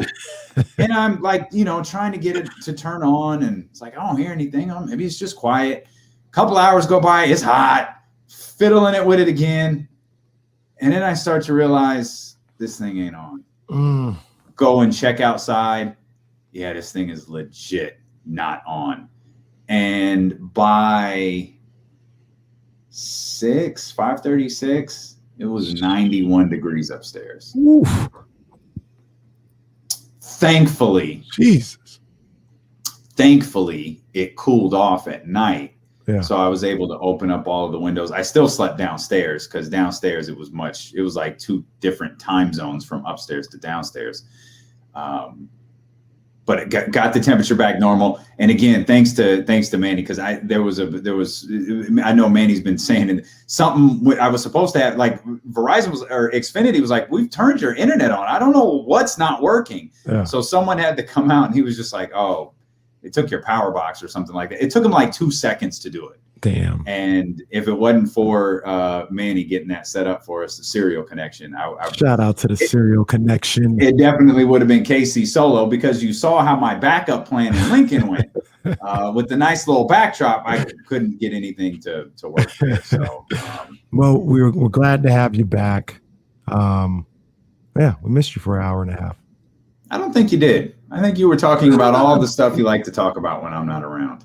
Oh, I wouldn't say I like to talk about soccer, but we talked about that. misery and heartbreak. Yeah. I don't know if I like to talk about that. Nothing good there. Hey, a couple of quick notes before we get back into the NBA finals here. Suns assistant Willie Green looks like he's the lead candidate for the Pelicans job. Okay. Shout out. That would explain why they haven't made a hire. Former Allen Iverson teammate. Okay. And that's kind of the extent of what I know about him. But okay, it feels like first. I do like the idea of a first-time head coach. Mm-hmm, mm-hmm. This is a high. We talk about This is a high pressure situation for Willie Green. Again, he appears to be the lead candidate to get this job. This is a high pressure situation for whoever winds up getting this job. If it's Willie Green or it winds up being someone else, this Pelicans job is tough because you're tasked with the Zion Williamson deal, and you're also tasked with, hey, figure out how to fix New Orleans, or we got to find a way to get him out of that city. Which I'd argue you probably should find a way to get him out of that city anyways. No knock on New Orleans. I just don't think they care about the Pelicans. Yeah, I think they'll care more. Out of there. Yeah, I think they'll care more if the team winds up being good. But that's just not the case. So I think it's a good job. It's not Orlando. But I feel like Griff has two. If it's 3 strikes I feel like Griff got 2.5 on him. I know Griff is the guy, but he's just made some errors with this job. But it appears they're closing in on their head coach, and it would explain why they haven't announced that hiring yet if it is Suns assistant Willie Green. Well, I surely hope it is Willie Green. He gets the opportunity. And like you said, it's not the Magic. It's not the Brooklyn Nets. It's not that. But at least he has a fighting chance, with something like New Orleans. You have talent there, and maybe you can mold it the way it needs to be. So, yeah. Oh dear. I want to get to Colin Sexton and some other Cavs things. Okay. So we went from Stephen A. on First Take. Okay. To Stephen A.'s clarification video. Yep. We now have Stephen A.'s formal apology. He went from that video, and Kenny and I, if you were watching the live stream, we listened to the video. He didn't say anything. He was saying words, but it wasn't amounting to anything. Like, he was talking about Babe Ruth. He wasn't talking about anything. He sent out a lengthy apology 5 minutes ago that starts with, "Let me apologize right now. As I'm watching things unfold, let me say that I never intended to offend any community, particularly the Asian community, and especially Shohei Ohtani himself. As an African-American keenly aware of the damage stereotyping has done to many in this country, it should have elevated my sensitivities even more. Based on my words, I failed in that regard, and it's on me and me alone. Ohtani is one of the brightest stars in all of sports. He is making a difference as it pertains to inclusiveness and leadership. I should have embraced that in my comments. Instead, I screwed up. In this day and age, with all of the violence being perpetuated against the Asian community, my comments, albeit unintentional, were clearly insensitive and regrettable." He probably should have left out that middle part. There's simply no other way to put it. I'm sincerely sorry for my angst, for any angst, I've caused with my comments on First Take this morning. Again, I'm sorry. I'm happy to reiterate these words more extensively, tomorrow as well. That's Stephen A. Smith's apology. Hey, man, it should have been done because he clearly offended people with his comments, and an apology should have been issued, and he issued one. Yeah, he should have known better. You've got to be better in those situations. I wouldn't. I try to think about what I would do in those situations. I don't think I would have definitely said something like that. I don't think I would have. Like this, like, I understand his point, but at the same time, I wouldn't have said, oh, because he has an interpreter. Like, that's I think that's the main issue. I think the crux of the whole thing is ESPN and the producers of that show failed. They set, and again, we have meetings before the show. We like to pretend our show is it's on the fly. We sit down and talk. No, we have a pretty good map of what we're doing. Right. We rarely follow it. We always get to the destination. We may not follow the GPS directions that we put down before the show. But these TV shows, they have extensive meetings with large teams of people. Whoever proposed the idea is Shohei Ohtani being the baseball's number one attraction. Is that bad for Major League Baseball? That right there is setting everything up to fail because there's no reason he shouldn't be. Right. None. Right. That's the start of the issue. Whoever presented that, there needs to be a discussion there. Whoever greenlighted that, there needs to be a discussion there. Now, obviously, Stephen A. and Max both had feelings about it because they didn't seem to shut it down. And maybe hey, is it good for a guy who who can't cut a promo is the term we keep using. Is it good for them to be the face of a sport who desperately needs a face? You've got to figure out ways to word things differently, especially today. And that was a fail on all fronts. It was absolutely a fail on Stephen A's front, but it's a bigger fail on the front of ESPN and the people at First Take. And even on top of that, I feel like Stephen A and Max and the whole First Take culture, he was so busy trying to yell his point and be definitive. Yeah. If he would have had it, like, I feel like the last thing, we just had a conversation about it. Nobody was yelling. Nobody was saying, "Oh, this is right." That's not what they do there. We had a conversation about it, and after the conversation, we came to the realization that it's not the fact that Ohtani doesn't speak English well, which isn't a good thing for the face of baseball, because they have English-speaking players who aren't good at being the face of baseball. It's the fact that they don't have anybody that the public can embrace just in general. And if they weren't so busy yelling and trying to be the, and I'm telling you, and all this other stuff, you would have had a conversation and realized, hey, what you're saying isn't even the issue. That's kind of irrelevant. What it is it's a Major League Baseball cultural issue. You think Stephen A. and I think this is a bigger issue where a lot of people's frustrations will come into play here. Is what do you think Stephen A's reaction would have been if Max or Skip had said, we can't make Giannis the next guy because his English is his second language. It's not strong. It's kind of, I mean, he speaks English, but he's not LeBron. Right. He's not Steph. What do you think the reaction to that would have been? It would have been completely different. Right. And we those who have a heightened awareness of racial issues and stereotypes need to have a more heightened awareness of stereotypes and racial issues outside of their own. Right. Especially when we're talking about the Asian community. And just, I mean, like you said, understanding your words. I listened to Stephen A. and what he said.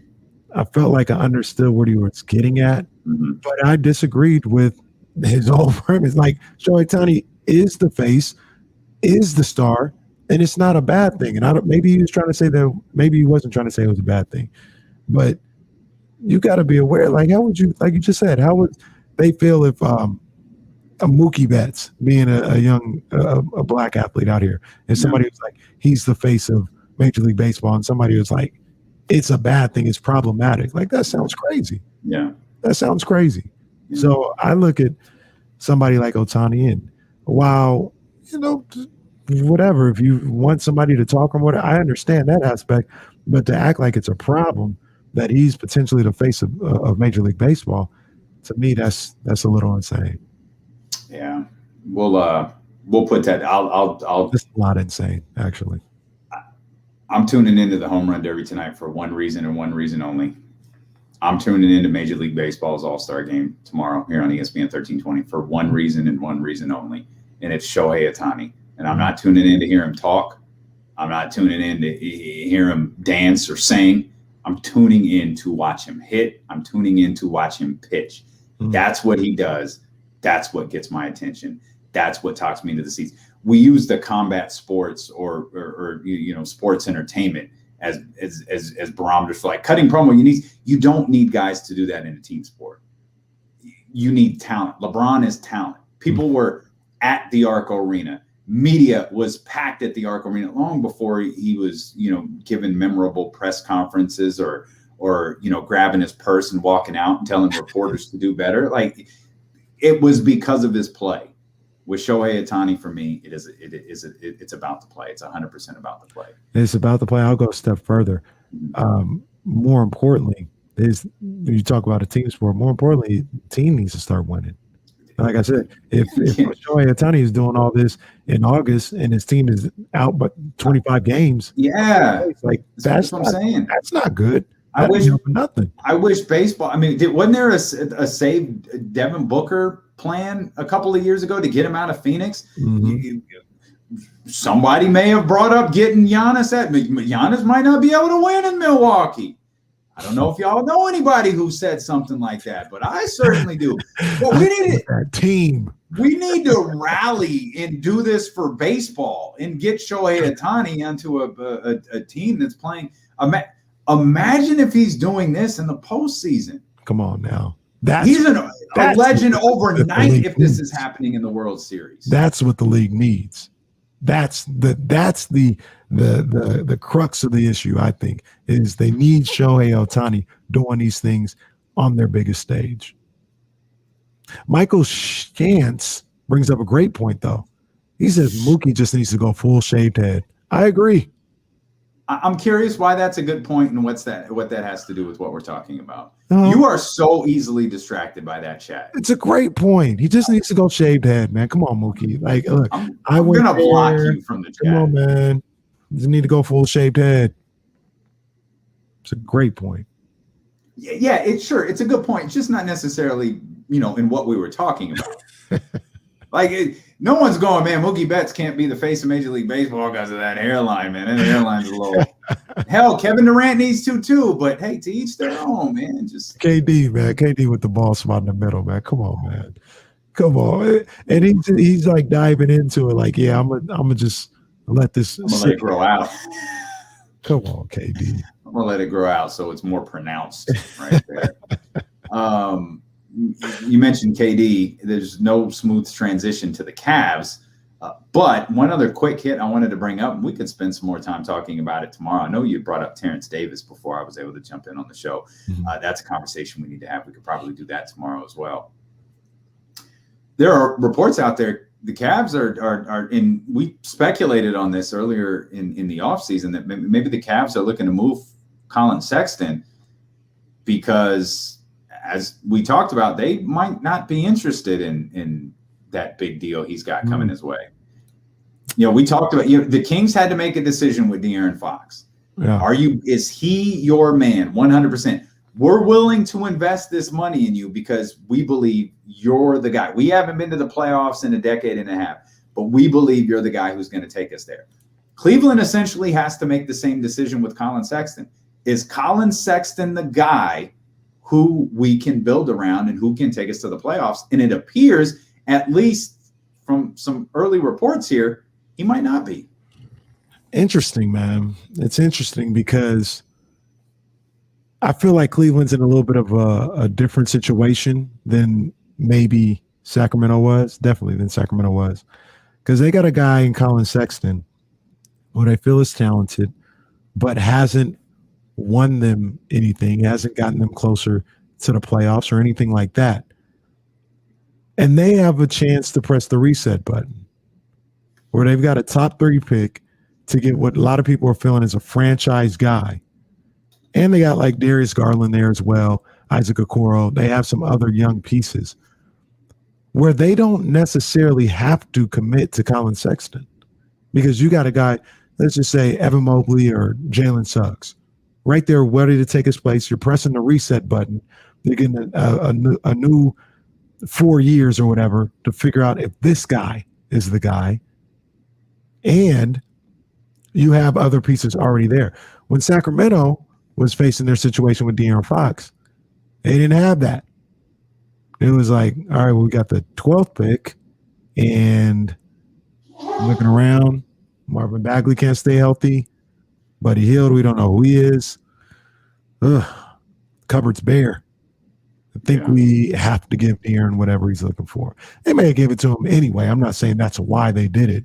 Yeah. But Cleveland seems to be in a bit of a unique situation where if they're looking at Colin Sexton and they're saying, he hasn't gotten us nowhere. We think he's a guy that's talented, but we don't think he's going to win us a whole lot. Well, we can move on from him and get this other guy, Jalen Suggs or Evan Mobley, and to go along with Garland and all this other stuff. Yeah. It's a unique situation. What do you think okay, maybe not in Cleveland, but is Colin Sexton a guy that you could build around? Like, is he going to have because I assume his trade market is going to be predicated by who wants him long term. Mm-hmm. Do you think he is Cleveland Cavaliers aside, is he that player? it's hard to say with somebody that size, right? He's not the biggest guy. I know you got Trae Young right now, but I don't know if he's as good as Trae Young. His talent level is extremely high. Like a lot of people are like, his decision making, and he put up 20 a game on a bad team, but it's still 20 a game.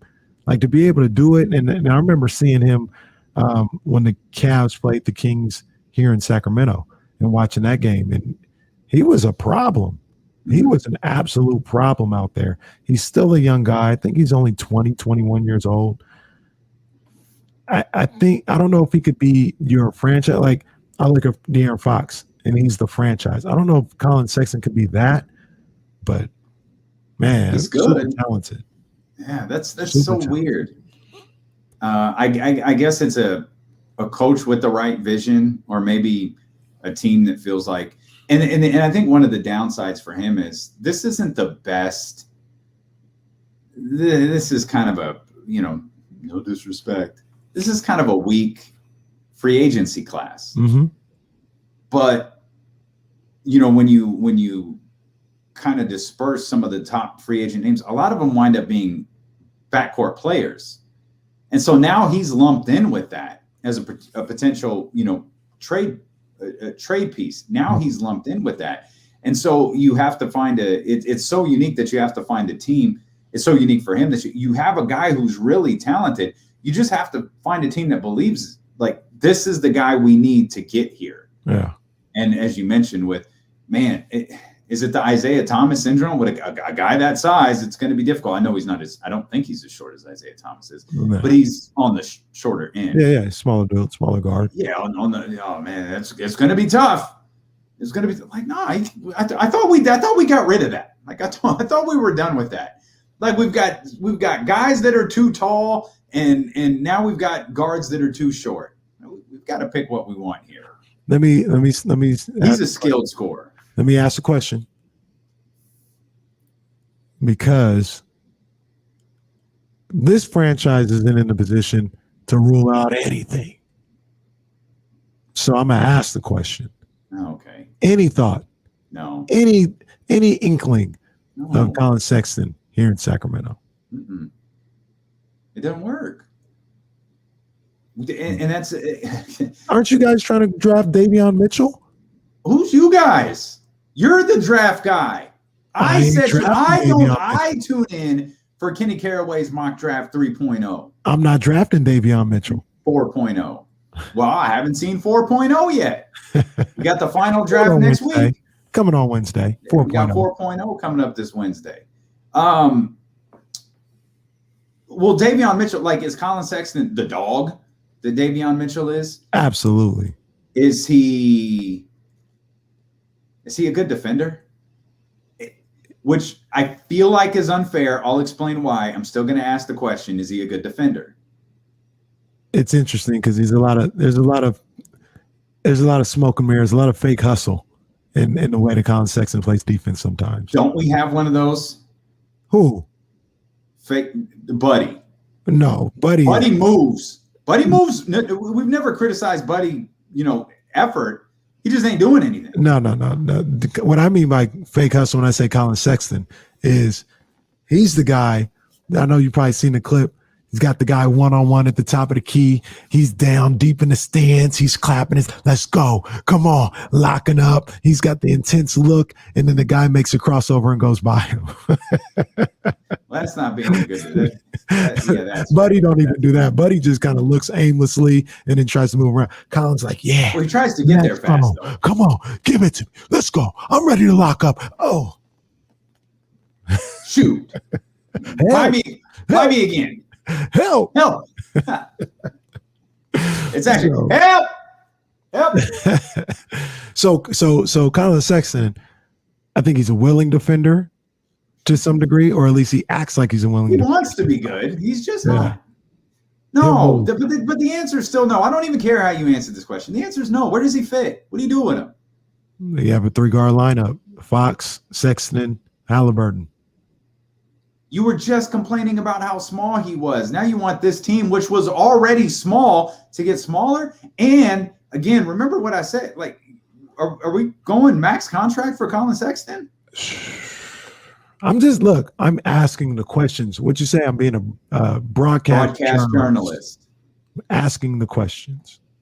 And okay, and I told you before you even got this franchise is not in a position to say, hell no, to no, but they're in a position to go, yeah, that one doesn't work for us. It doesn't fit. I would hope they evaluated this responsibly. We're just like, hey, maybe he's not the best fit here. Interesting. Well, okay. Would you make a run at Colin Sexton for the Kings? I'd think about it. I wouldn't dismiss That's such a non-answer. I think about it. I think everybody would think about it. The question is, would you make a move for it? I'd look to see if I can make it work. Really? Yeah. With the idea in mind, you're going to have to pay him. Yeah. Now it may come around, and like if I'm factoring in who I have to give up, like maybe probably a Harrison Barnes, Marvin Bagley, what I'm doing with that, my draft, all this other stuff. I'm factoring all that in, but I'm looking to see if I can make it work. If I can't make it work, I can't make it work. But I'm looking to see how that works out. Okay, it can't be Harrison. That's a non-starter. It has to be Buddy. What do you mean it's a non-starter? You can't, because if you're going to try to acquire another guard, you can't give up a guy who can play the wing. If you're going with the 3-guard lineup, that would be where you would do that. I think Tyrese is a little too young at this point to try and stick him at the 3. So De'Aaron, that way, Tyrese, Colin Sexton, and Buddy on the bench. No, you're still trying to get rid of Buddy. The two deals aren't mutually. They're mutually exclusive. Oh man. Well, like I said, I'm seeing if there's something there's something that could be done. All right, I'm telling you. If there's nothing to be done, then there's nothing. I looked. There's nothing that can be done. Colin Sexton's a very good player, and I think he'll be very good somewhere. It's just that the problem is, can a team give up on a front court player, please? Is there a 4 or a 5 or maybe even a solid 3 or a dual? Who? Absolutely. The Sacramento Kings are giving up on a front court player. I've heard that. Allegedly. We have no. Actually, they haven't given up on him yet. Dude, you see your boy on Twitter. I think, and I know he's your friend. I think his Twitter handle was Michigan Man. He's my friend? Or maybe it wasn't Michigan Man. Maybe it was Michigan Guy. Anyways, homeboy tweeted that, I'm sorry, it was Michigan Beat. Source. Let me double check who this guy works for. University of Michigan News and Analysis. 351 followers. Source.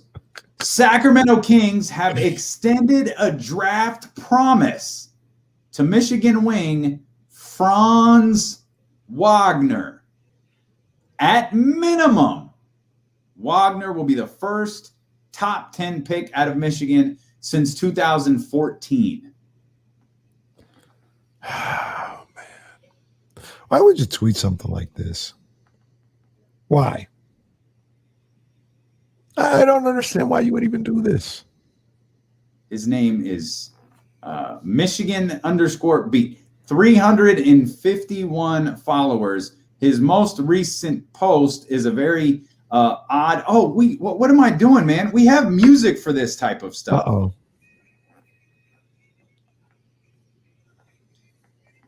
Michigan Beat.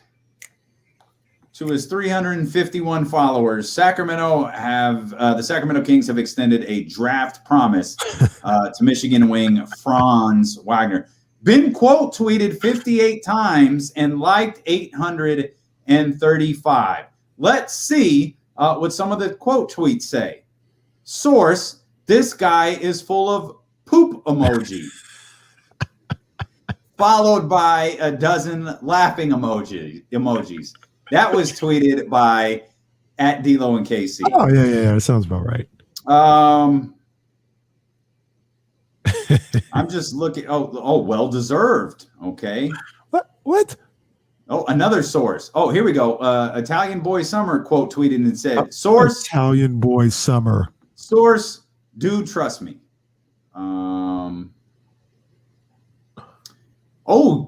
Dusty Goldfish quote tweeted and said, "When it comes from the Kings, it's called a draft threat." That was pretty funny. Haynes says, "I like this for Sacramento if true." Boy. Oh, Sam I Am tweeted. "Seems like a very Kings thing to do."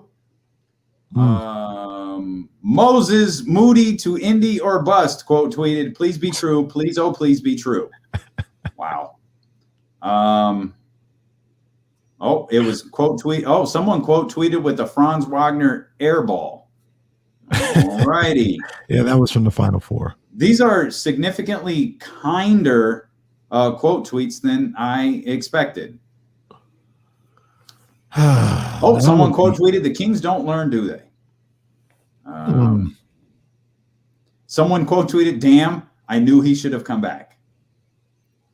It's crazy how many people are upset on both sides. Chiron says, "Is KC a draft source?" Chiron, you might not have been listening to my thoughts on Franz Wagner coming to the Kings for the last 2 weeks. Mac Jones alike feelings about Franz coming to the Kings. I'm stunned at how many people actually took that tweet seriously from Michigan Beat. There's a little bit of envy there because he's achieved what I tried to do for so many years. Yeah, you can't do it anymore. He's got traction on just a random tweet. It worked for him. Wasn't there one like last week? Oh, there was some random human being with a Twitter account tweeted the same thing. Source, or maybe it was sources. The Kings are shopping Buddy Hield and are open to trading Marvin Bagley. Wow. Oh, there's that one, and then they had the other one where you really stepped out there.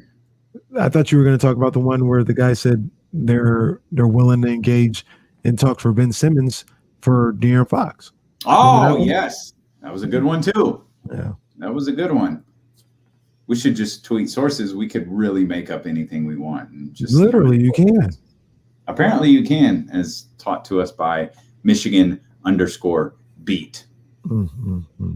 So Franz Wagner of the field right now. If BetQL put it out there, would you take Franz Wagner or the field? Because Franz was extended a draft promise after all. I'm taking the field. Yeah, I think so too.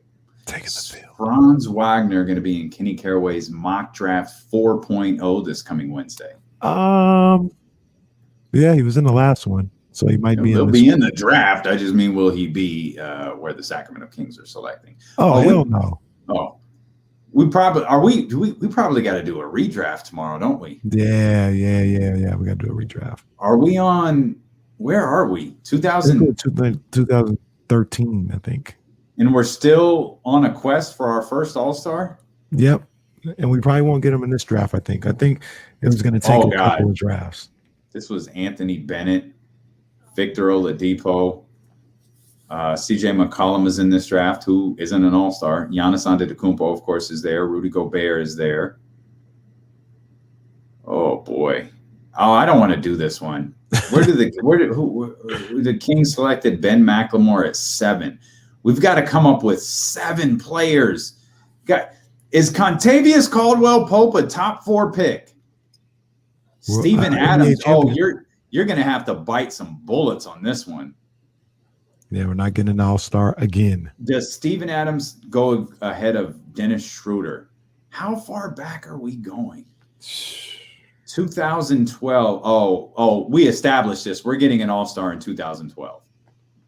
Just by math, we're getting an All-Star in 2012. Yeah, but even then, it was like a fringe one. It's not a fringe one. Wait, you know what? 1, 2. Yeah, we're getting one. A real one? Yes, he's a real All-Star. Fringe All-Star, I think. He's not a fringe All-Star. He's a real All-Star. And And he's almost certainly going to be a Sacramento Kings. He's been an All-Star 3 times. I'm gonna have to check the Carfax on whether he's a legit All-Star or not. He's been an All-Star 3 times. I agree. Dude, that's cat. Dude, Jesse, that's cat. I agree, Jesse. There's no way that you didn't just look at that and see the last time that he made an All-Star game was 3 years ago. I promise you I didn't. He probably shouldn't have made it that third year either. Like Andre Drummond, we could have drafted him and he would have been an All-Star. Well, you have the ability to draft Andre Drummond in this 2012 redraft. You have the ability to take this is the situation we're going to be in. Kenny Caraway is going to have to decide whether the Sacramento Kings in our 2012 redraft is going to take Andre Drummond, who's probably playing next year for $6, or Draymond Green. Dude, we can't even go much further back because now we're getting in it. Like these guys have been in the league for a decade now. 2011. We got to cut this bit off at some point. Kings are perpetually at 7. Maybe we could do it a different way. We could start at 85 and go 85, 86, 87, 88. You know, we could legitimately, with the exception of, we could probably do 10 years of drafts. 1, 2, 3, 4, 5. We're almost there. 6. If we could do 10 years of drafts and wind up with one All-Star. With hindsight, being able to look back, still drafting where the Kings are and not landing an All-Star. It's a damn shame. Why are we cursed? Because you're supposed to tank, bro. I don't know if you've heard. Yes. If you tank, it fixes everything. Appreciate y'all hanging out today, man. KC, Jesse, appreciate y'all holding it down. It's all love, man. I'm glad we finally got my man Damian hooked up, man. My internet connection had the Mondays, man. It's actually in my contract now that I just no longer work the 12 o'clock hour. I try really hard to work the 12 o'clock hour. It's just I can't get anything to work. If you missed any part of today's show, you can subscribe to the podcast on the Odyssey app or wherever you get podcasts from. You can check us out on twitch.tv/ESPN1320, youtube.com/ESPN1320, and we'll be back with more here tomorrow at noon on Sacramento's #1 sports station, ESPN 1320. Holla.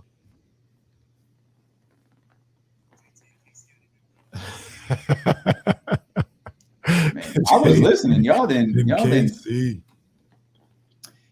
not need me. I should have. When I felt things go south, I should have just said, fellas, y'all got this one. Nah, Danny in San Francisco. That's got 4 hours long time, bro. Yeah, it's tough. It's tough. But now that I got to figure out what's working, what's not. I got to clean up this disaster of an office, get my pictures hung up, get the camera angle set right. Man, I got so much work to do. Unpacking my shoes took 3 hours. Oh, come on. Scammers. What was I gonna say? So all the shoes are in now, huh? No, they're actually not. The MVPs are in their proper place. Most of my clothes are hung up, not all of them. I really just wanted to get stuff out of boxes, get the boxes cut up and put away. But yeah, there's still a lot of stuff out there. I took so many L's yesterday, dude. I spent a combined 3 hours on the phone with Xfinity trying to figure out why I couldn't get service working. So that's a huge L. The one thing that I actually got accomplished that I wanted to was I got my smart lock put on the door. I tried to put up the Nest camera, the doorbell one, and the circular thing is so ingrained in the house, it didn't fit. Like I couldn't just replace it. Yeah. So after messing with that for 20 minutes, I gave up and was like, well, I can't put this out here. It's not going to work. Yeah. Put the old one back. And then it was just a series of things not working. Of course, all of this is happening while the air conditioner is dead. Jeez. So that boy is sweating like Patrick Ewing. And then I went outside and set up the gym. Bro, man, you talk about Patrick Ewing, man. I spent almost the entire game setting up the gym because I thought, man, I just need to get a workout in. Yeah. So it's, dude, I've been eating like once a day. I lost like over the last 4 days, I've lost like 6.5 pounds, man. I need to get back on track. Wait, man, for real. I got to fight this weekend, man. And I gotta get on the scale. I'm gonna pass out. Y'all gonna have to take me to the hospital. Trying to make weight for the Wednesday show. For the Wednesday show. Yeah. Marcus, yeah, you're right. I didn't cash in on that. I didn't cash in on that Money in the Bank. It'll probably be old news tomorrow. So I'll just say, oh man, that's my fault. I derailed it. Nah, you're fine. They need to possibly look into banning kicks below the knee. You can't check them kicks. It keep can't shattering legs. I guess number one, I'm probably in the minority, but it turns off guys like myself. Like I'm not gonna turn in to see these guys get maimed all the time. Yeah. And the kicking, I know there's strategy to it. I know it helps out a lot, but you can't have your biggest stars like being out for 9 months to a year, possibly because of a kick to the shin. Yeah. Yeah, that was it's not happening a lot, but it's happening to their big stars. Mm-hmm. I mean, it has happened to their big stars. Yeah, I don't know. We'll talk about it tomorrow, Ramsey. I don't think it's something they're going to do. We'll get into it. It was scheduled, but yeah, I kind of messed everything up on the schedule. So yeah, Marcus, I'm not interested. Not interested.